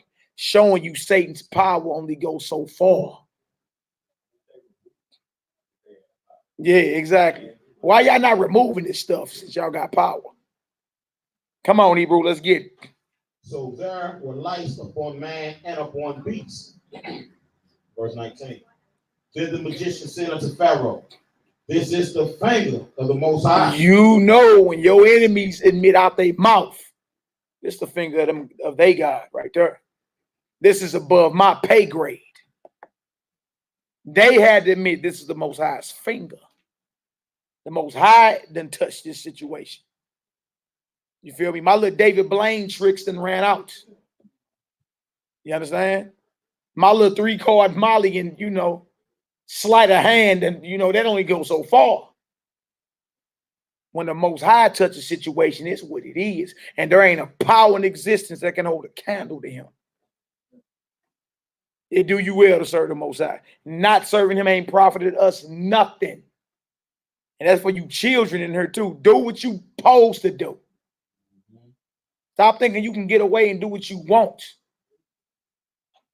Look, there ain't nobody in this earth that move around and do what they want to do. All right, go ahead. Then the magician said unto Pharaoh, this is the finger of the Most High. And Pharaoh's heart was hard, and he hearkened not unto them as the Most High had said. Come on. And the Almighty said unto Moses, rise up early in the morning, and stand before Pharaoh. Lo, he cometh forth to the water, and say unto him, thus saith the Most High, let my people go, that they may serve. Y'all, these are threats. He's threatening Pharaoh. Let my people go, or else. The Israelite man was created to serve his God. Man, woman, and children. That's right. You were created to serve your maker. You understand? And reap his blessings and his benefits and rule this earth in authority. That's what you were created for. You weren't created to be a slave. Your back even with the ground, under the boots of heathens. Moses, I tell him, I'm like, look, Moses, go tell him, let my people go, or else. My people are supposed to serve me, not Donald Trump. My people are supposed to serve me, not America. Yeah. The Most High need us in a certain vibration. That's why stop mocking the brothers and sisters in these last days. It's telling you, look, turn back to the Most High. Serve him. Because in the end, when the dust settles, that's where we're going to be at. And all of us who are rebellious going to get put down. All right? That's what happened in the wilderness when we left Egypt. We all left, but everybody didn't make it to the promised land. You'll come up out of here, but that don't mean you're going to make the kingdom. Yeah. Real thing this. All right, come on, Hebrew. Verse 21. Else, if thou wilt not let my people go, behold, I will send swarms of flies upon thee, and upon thy servants, and upon thy people, and into thy houses, and the houses of the Egyptians shall be full of swarms of flies, and also the ground whereon they are. Man, look, Moses, I said, I'm about to litter this place with flies. Even the ground you walk on will be full of flies. Y'all, we got blood, frogs, lice, and flies so far. Man, can you imagine? Man, your mind is snap going through something like that. Right, it's mind-boggling. Do y'all know the whole time these plagues was in Egypt, the Most High's people was safe. We was in the ghetto chilling. While all these plagues was hitting our enemies, you be thinking like, dang, so where we was at? We was in the ghetto. They call it Goshen in the Bible. We was in the ghetto chilling. And look, wasn't affected by damn plague that was hitting our enemies. It profits you to serve the Most High. Serve them and love to serve them. Be excited about serving. Because y'all, if you ain't serving him, you on the other side of this coin. And you serving Satan. And look what he got for him. And if you thought those plagues that hit Egypt was something, wait till you crack open that book of Revelations and read about the plagues that get unloosed in this earth in the last days. This time the plagues are worldwide. They're just not in a central location. They in this whole entire earth. And they are signs of your redemption. All praises, man. Y'all should be happy about this. Tired of, being up in this deal, man. Let's get back to it. Right. All right, where we at? Verse 22. Come on home. And I will sever in that day the land of Goshen, in which my people dwell, that no swarms of flies shall be there. To the end thou mayest know that I am the Most High in the midst of the earth. That's divine intervention right there. That's what they call it. He said, I'm gonna sever, I'm gonna cut in that day the land of Goshen. I mean, I'm gonna separate where my people dwell at from where their enemies dwell. So when you see the plagues hitting your enemies, but not affecting you, you know there's a God in this earth, man. You understand? And it ain't Donald Trump. It ain't Ayatollah Khomeini. It ain't the Rothschild banking family and their entire bloodline. It's Yod Hey Wav Hey. Yahweh El Elyon, the Most High, self-existent one, power over all powers. That's what his name means. Yeah, so when these plagues affecting your enemies, but not you, you'll know then. Wow. Most High really is about that. He really loves us. All right, go ahead. Verse 23.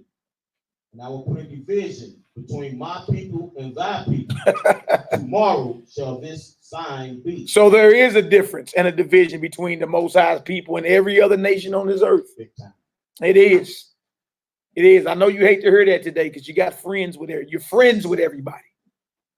But you being friends with everybody ain't gonna stop prophecy. It is what it is. You are special in the eyes of the Almighty. Love it and act like it. You could have been born a heathen.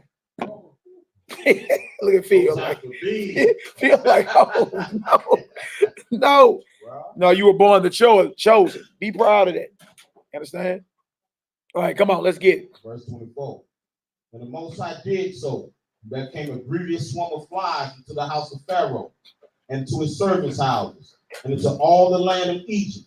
The land was corrupted by reason of the swarm of flies. Come on home.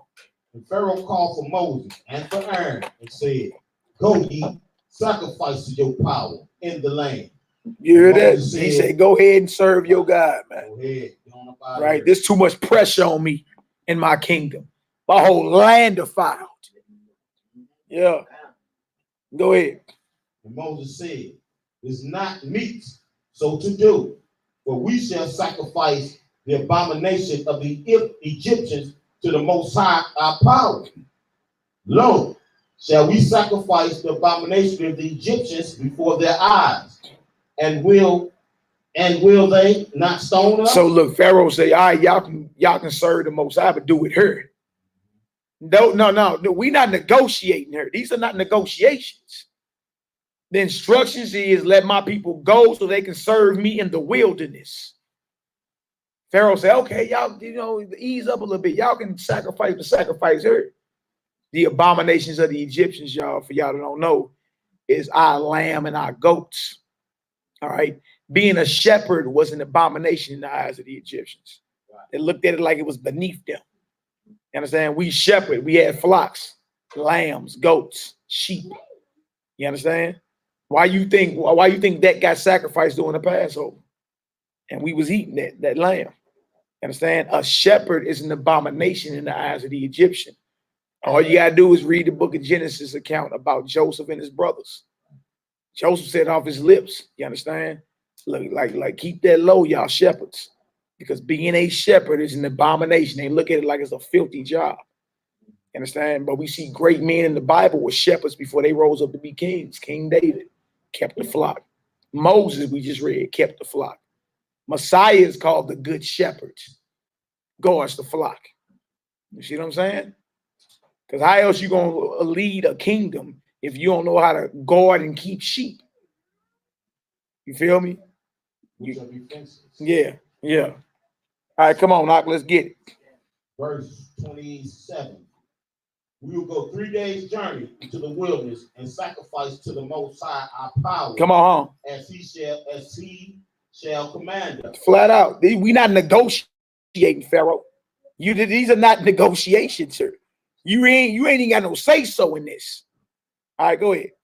And Pharaoh said, I will let you go, that you may sacrifice to the Most High, your Elohim. That's right. In the wilderness, only you shall not go very far away. Entreat for me. Pray for me. Don't go too far now. Don't get too far out of bounds. Because realize Egypt became that powerful because of its slave force. Why you think they don't want to let you go?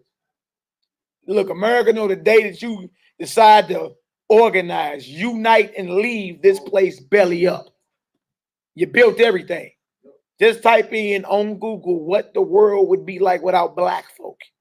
It'll blow your mind, all the inventions, modern inventions that we are responsible for to this day. America would be in the Stone Age without you. Believe it or not. You look, it wouldn't be none of these without you. Believe it or not. Just type it in on Google. What the world would be like without black folk. Nehemiah, if you can, post that link. You know what I'm saying, in the chat if you can, brother. It'll blow your mind. How much innovation and technology that we are responsible for. Really. We'll talk about the slave that taught Jack Daniel how to make whiskey. Pass that back to Duell real quick, Jay's. He schooled me the other day on it. I didn't even know this. Some histories too. Yeah. He has some history. Go ahead. You say what? Uncle Ner? Nearest. Okay.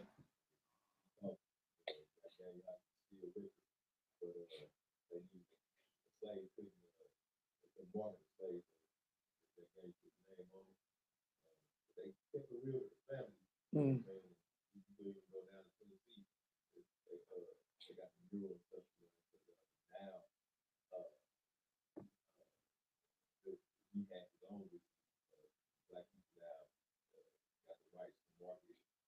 Okay. Oh, y'all, they're getting drunk off whiskey, Jack Daniels. You understand? That actually was inspired by his slave called Uncle Nearest. You understand? But Duell said, you know, the family actually generations later kept it real with his family. You know what I'm saying? Like, look, yo, great-great-granddaddy taught my great-great-granddaddy how to distill liquor. Then we done became billionaires off y'all liver. Yeah, centuries later, you know what I'm saying? But, you know, now that's just one invention out of many, though, y'all. Like, just type in what the world would be like without black folks on Google. Click the article. It will blow your mind how special you are. You feel me? And your enemy know that. That's why everything is there to keep you distracted, divided. You feel me? And not even looking to leave this place. Because they know it's belly up. Belly up means it's on its back. It's belly up when you leave. All right, go ahead, Ak. Where we at? 29. No, Pharaoh said again, pray for me. Go ahead. Moses said, behold, I go out from thee, and I will entreat the Most High that the swarm of flies may depart from Pharaoh, from his servants, and from his people tomorrow. But let not Pharaoh deal deceitfully anymore, and not letting the people go to sacrifice to the Most High. He's like, look, I'm going to pray for you, but stop deceiving the people. All right, go ahead. And when Moses went out from Pharaoh and entreated the Most High, and the Most High did according to the word of Moses, and removed the swarm of flies from Pharaoh, from his servants, and from his people, there remained not one. Moses got the authority of the Most High. Remember, Messiah said, what you bind on earth is bound in heaven. Right. What you loose on earth is loose. And he told you, you got authority. If you ask me, I'll do it. If you ask me, I'll do it. You understand? That's our problem today. We not asking. Asking, you shall receive. Right? Knocking, it shall be open. Right? The Most High is going to do his part. You have a job to do. You have to fulfill your end of the contract here. Open your mouth and declare the devil powerless. Bang on him. You understand? We ain't telling y'all something we just reading. We telling y'all what we done put into practice. You understand? And you're going to peek. You're going to see into the spiritual realm because you're going to start seeing motion. Like, whoa, I seen that. That worked. Yeah, that worked. Okay. Because you've been called. Moses was called, reassured that the authority of the Almighty was with him. You understand? And the Most High showed he was with him, not just in the miracles, but in the fact that he could open his mouth and pray for his enemy, and the Most High will respect it. That's power right there. That's power. That's binding it and loosening in all authority. Unlock this Bible, man. Other than that, you just read. Unlock it. It's time for the words to jump up off the page and manifest in your life. All right, last verse, we're going to pray out. Verse 32. And Pharaoh hardened his heart at this time also, neither would he let the people go. Flat out, flat out. So y'all, so far we got 4 plagues: blood, frogs, lice, and flies. All right. And all this is before the fall of Egypt and the redemption of the Most High's people. Like the plagues are in this earth right now. Notice he said, I'm going to sever Goshen. I'm going to put a division between my people and them, so you know it's a Most High in the earth. You understand? Look, let that mind be in you. Know it's a Most High mighty one in this earth that loves you. But we also read what? That if we not serving him, a plague will break out on us. All that in just 8 chapters in Exodus. We ain't nowhere near done. Yeah, action packed. You dig? So be happy when these things are starting to manifest in this hour, man. Love it and be happy.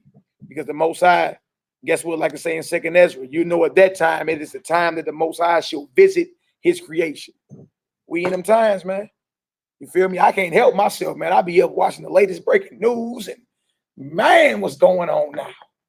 You dig? You know the brothers and sisters be on us. We be on WhatsApp. Everybody, boy, be racing to see who can post the article first.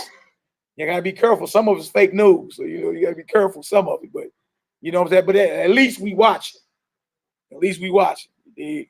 Nehemiah, you got something before we pray out? Let's get it. Yeah, I just want to say, y'all also don't get discouraged when y'all start seeing people that y'all know when that virus start touching, right? Because that's actually what Malcolm just talking about. That's actually what the book was just talking about. Because if you won't worship your God, what's going to happen?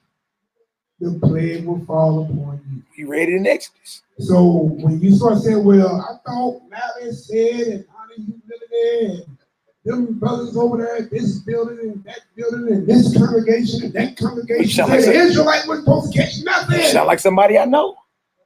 Well, if you read and paid attention, that's right. If you ain't worshiping, that's right, the God of Israel. That's right. All right. That Sunday church thing ain't gonna save you. That Islam is not gonna save you. That's right. Seventh-day Adventists, Scientology. Being a non-messianic ain't gonna save you either. None of that. None of that's gonna save you. It's gonna save you. So when they start getting sick, you be like, oh my God, I don't know what to believe. The black folk is finally getting it. Well, the black folk supposed to get it if they don't get down with the Most High God of Israel. Facts. And not just him, all that is attached to him, which is who? Hamashiach. So understand that, don't get discouraged, because I'm telling you, guaranteed by them all, right? Because each day it advances. If you trip off of it, well, one day we might close to something Olympics. You said it's in Tokyo. I ain't coming anyway. They said I like they said, man, you lost your mind. I'm coming to Tokyo. You can revoke my trouble pass, period. What I'm saying is, we know how the enemy works, y'all. So the enemy can't jump prophecy either. So you will see it moving out through the earth like it's supposed to. Then you'll see it falling like right at your doorstep. But don't get bad as Big Mama got it. Big Mama didn't want you to know how to use preaching that Bible anyway. Don't get mad when little Johnny get it. Him your best friend, but when you sit and tell him about the Shabbat, he was like, man, go on with that Shabbat. You hear me? You see what I'm saying? Then you'll see who the true people of God is. So guess what? No matter what they going through, the true people of God gonna keep doing what? Worshiping their God. That's right, our Lord. Yeah, give us a psalm. Let's pray on out. Let's face Jerusalem. Let's pray against the workers of darkness. You got. Yeah, pray on out. Which one you was from earlier? Psalm 136, for his mercy endure forever. Let's talk about the dropping of Egypt. And we're going to pray against these rulers of darkness. You know what I'm saying? Feast a little bit. Happy New Year to everybody local. Happy New Year to everybody online. We officially 2 weeks out from the Passover. You know what I'm saying? We'll keep y'all posted. It looked like the city of St. Louis may still be under a stay-at-home order. So we may not be able to do the Passover, but we keep y'all posted. And you know what I'm saying? All the refunds, it is what it is. You dig? So by April 1st, which is next Wednesday, we'll be letting y'all know. You know what I'm saying? If we can have that, get that event where we had it at, or we was gonna have it at, You feel me? Or we might just have to hold little small gatherings. You know what I'm saying? Get her done. Like the first Passover was anyway. So it should be probably the last. Yeah, go ahead, bro. I think we need to start getting like our crackers and everything. Yeah. Unleavened bread. Yeah. Just be praying for us if we do have to keep them at home. You know what I'm saying? Hey, look, sisters, look up, man, how to make unleavened bread. It's real easy, man. You know what I'm saying? Get on YouTube, type in how to make unleavened bread. It'll blow your mind how easy it is. You know what I'm saying? We ain't even got to depend on what they call it, Manischewitz, them heathens in Israel that a so-called rabbi them prayed over. All right, so y'all look it up too if y'all want to know about making unleavened bread. Yeah, real. Look at Ani Yah. Where you at, Ani Yah? Where's that? Loud in the water. Huh? All right, come on, y'all. Let's get her done. Nehemiah, you got the closing psalm and pray against the rulers of darkness. Let's enjoy one another. Get her done. Let's get her done. Psalms 136. And usually when you hear us say, and his mercy endures forever, then the crowd usually knows on line usually those things. All right. Verse 1. Oh, give thanks unto Yahweh, for he is good, for his mercy endureth forever. Oh, give thanks unto Elohim of Elohim, for his mercy endureth forever. Oh, give thanks to the Sovereign of Sovereigns, for his mercy endureth forever. To him who alone does great wonders, for his mercy endureth forever. To him that by wisdom made the heavens, for his mercy endureth forever. To him that stretched out the earth above the waters, for his mercy endureth forever. To him that made great lights, for his mercy endureth forever. The sun to rule by day, for his mercy endureth forever. The moon and stars to rule by night, for his mercy endureth forever. To him that smote Egypt in their firstborn, for his mercy endureth forever. And brought out Israel from among them, for his mercy endureth forever. With a strong hand and with a stretched out arm, for his mercy endureth forever. To him which divided the Red Sea into parts, for his mercy endureth forever. And made Israel to pass through the midst of it, for his mercy endureth forever. But overthrew Pharaoh and his host in the Red Sea, for his mercy endureth forever. To him which led his people through the wilderness, for his mercy endureth forever. To him which smote great kings, for his mercy endureth forever. And slew famous kings, for his mercy endureth forever. Shion, king of Amorites, for his mercy endureth forever. And Og, the king of Bashan, for his mercy endureth forever. And gave their land for inheritance, for his mercy endureth forever. Even an heritage unto Israel his servant, for his mercy endureth forever. Who remembered us in our lowest state, for his mercy endureth forever. And hath redeemed us from our enemies. Come on. For his mercy endureth forever. Who giveth food to all flesh, for his mercy endureth forever.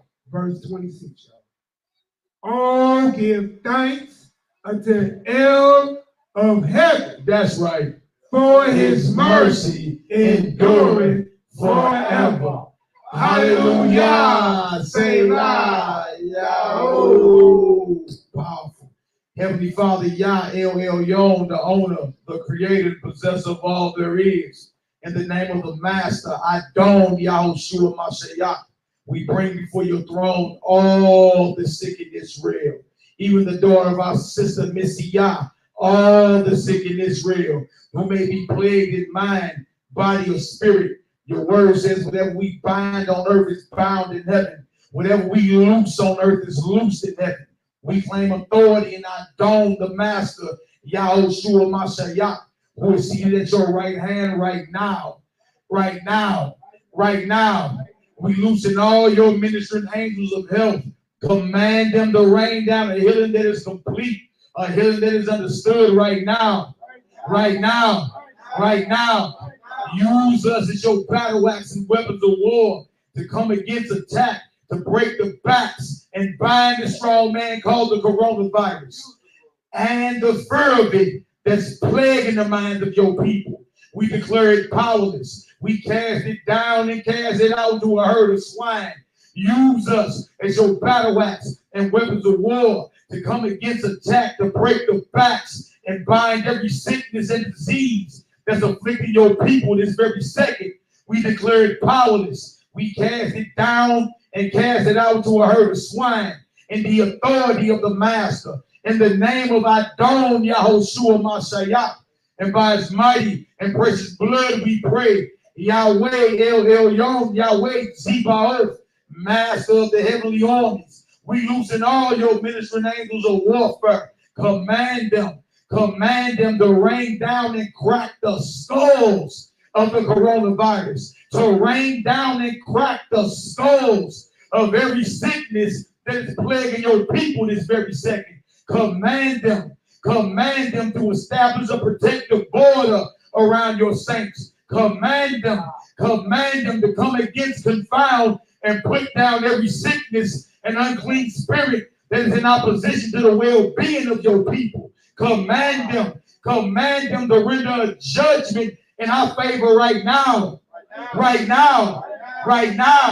in the name of the Master Adon Yahushua Mashiach, and by his mighty and precious blood we pray. Yahweh El Elyon, Yahweh Yireh, we loosen your ministering angels of provision and blessings. Command them to shower us with the blessings of Abraham, your friend. Command the blessings of Deuteronomy 28 to chase us down and overtake us. Command Ruach HaKodesh to give us a continual overflow of your spirit. Command the fruits, gifts, and signs of the Ruach HaKodesh to chase us down and overtake us, that wherever the sole of our feet tread, we may boldly declare the kingdom of heaven is now. The kingdom of heaven is right now. The kingdom of heaven is at hand.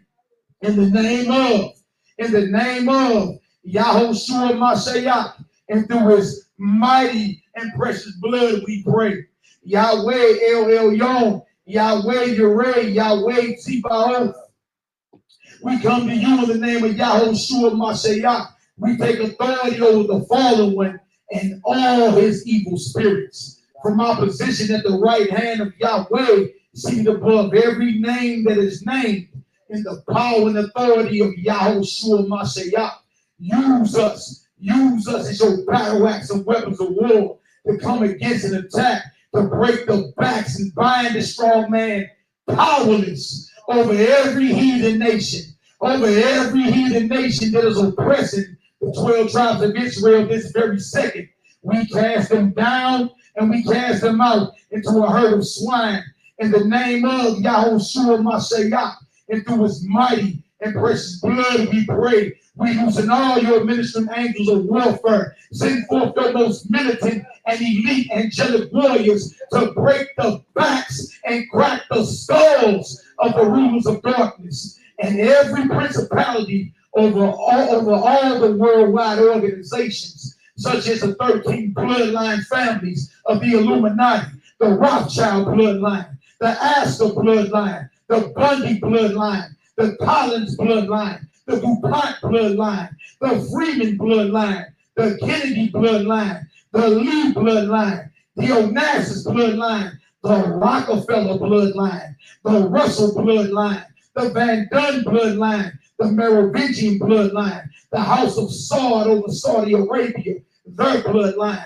the House of Windsor and the Queen of England, her bloodline, all the popes, Jared Kushner, his bloodline, Henry Kissinger, his bloodline, Robert Gallo and Ayatollah Khomeini, their bloodline. We bind all of them powerless. We bind the strong man over all Masonic orders in every religion, the Catholic Church in Vatican City, Communist Empire and Yahweh's governments, ISIS, Al Qaeda, the Taliban, the CIA, MS-13, La Cosa Nostra, Hamas, and Boko Haram.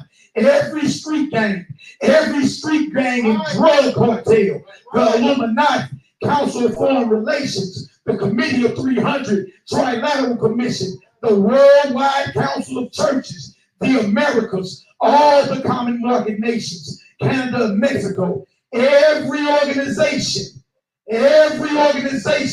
that has rituals that are contrary to the word of Yah and the authority of our Adon Yahushua Mashiach.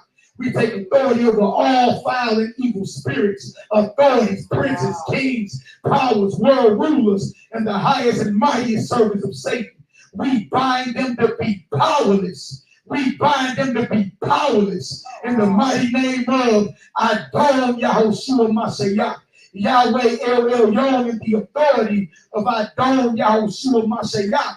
We pronounce the judgments written in the scriptures. We pronounce the judgments written in the scriptures upon the evil and greedy conspirators in and over these worldwide organizations. As it is written, Father, we ask you to bring upon them the judgments found in Psalms 109, that chapter, Psalms 149, that chapter, and Revelation the 18th chapter. Let the sign of the prisoner come before you. Let the sign of the prisoner come before you. According to your power, preserve thou those who are appointed to die, and render to the bosom of our enemies sevenfold the reproach wherewith they reproach you, O Yah. So we, your people and sheep of your pasture, will give you thanks forever. We will magnify your name unto all generations. Hallelujah. Selah. Yahoo. Yeah. Real thing this. Bust your guns. Yeah, y'all sweating on. Yeah, yeah. We got motion. Yeah. Nehemiah, my brother, Jay Easy. Yeah, man, y'all come over and get some last words on this new moon, man. Come on. I'm praying to get up. Yeah, all praises. That's right. Come on up here and get some last words, brother. Hallelujah. This little joke came up here and messed with the volume. Young his. They came over and messed with the volume, try to grab it. Man, you tripping. Yes, sir. That's her. Yeah. Pray for real. Come on, y'all get some last words, man. It's New Year, baby. Oh man. Yeah. I guess I jump in before the elder brother jump in. Just want to say shalom to everybody. We love all y'all. There's nothing to fear in this hour, y'all. I think I've been around more people probably now than I ever been before. And everybody look good and healthy and all that. Look, just keep yourself how you should be. Cleanliness anyway. Do what you're supposed to do. And listen, we just read again today where even the midwives was disobedient to the civil demand sent down from on high. No different than we just came out of what? Pure civil disobedience. Feast of dedication, Judah Maccabee, civil disobedience. When you're dealing with the Most High, that's the first thing to obey. Everything else don't matter. So with that, my strength and my mind is renewed. How about you, brother? Ready? I stay ready, so I gotta get ready, man. That boy, y'all gelly, boy. Never born a moment with this Hebrew. Stay ready. Love him indeed and truth. You will want to, man. Go ahead and get business. Shalom thou, shalom thou. Whew.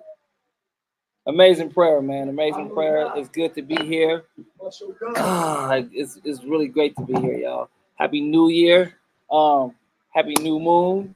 We got Phil over here. We got Deacon Duell. You understand me? We got my brother. Come on up here, man. You know Brother Rob, man. Come on, say here, Happy New Year to your feet. You know what I mean? We got I feel, y'all got talking a lot about of people. Nehemiah. Hey, got the daughters of Zion in the building. They Hey, look. we got Gina over here. I mean, Not Gina. Oh, no, boy. we got nicknames, you know what I'm saying, for everybody. But I just want to say, we got a GoFundMe. Can you put that in? Yeah, already been going up and out. Money's been happening. Go ahead and talk about it. We got a GoFundMe for Well, y'all little kids over there jamming with the little cupcake of lights. yeah, no, I need one too. We got to GoFundMe for the Older Melchizedek Goshen Ministry. We really didn't want to put it up there like that, you know what I'm saying? But since this coronavirus issue came up, and we realized that we are behind the 8 ball, well, we might as well, ask everybody, for some help. However, like I told my woman, I said, if nobody helps, I'm going to put all my shekels that I make, to it and for it.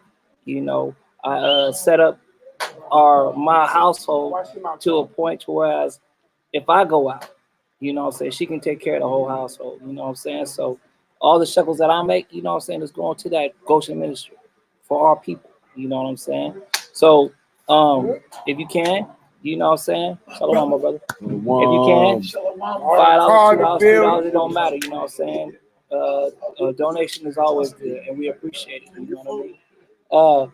Everybody else is coming up in here, we about to feast. We about to really love each other, indeed and in truth. And truth be told, I ain't scared. I'm not scared at all. But I would like to say this stuff. You know what I mean? It says in the last days, the love of many is gonna wax cold. Oh no! You know what I'm saying? The love of many is gonna wax cold. So if y'all feeling some type of way about your brother that's left to the right of you, Get it out, you know what I'm saying? Put that in the toilet. You know what I'm saying? And flush it down the toilet. Because truth be told, you know what I'm saying? Don't nobody care about that right now. Ain't nobody gonna care about that when your back is touching, you know what I'm saying? When your stomach is touching your back.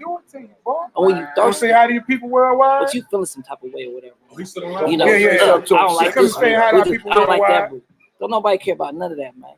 You know what I'm saying? Start loving your brother and your sisters, man. You know what I'm saying? And if they wicked, you know what I'm saying? Pray for them. You know what I'm saying? Pray for them.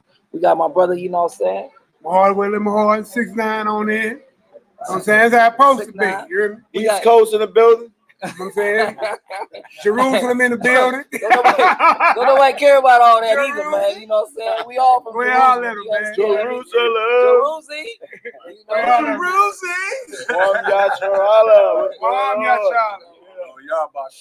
And this is how we get down out here, though, y'all. This is how we get down. We love each other, man. We might have different schools of thoughts or whatever, but we still love Mashiach, period.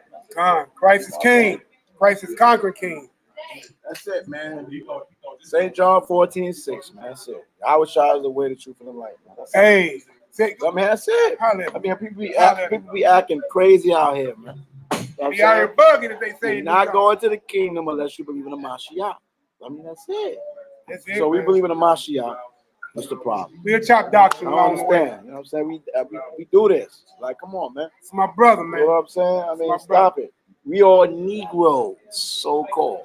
Negroes? Right? You can sit there and try to act like you separated and divided all you want. But when the white man coming for law, your doctrine ain't going to stand. I don't believe in this or that.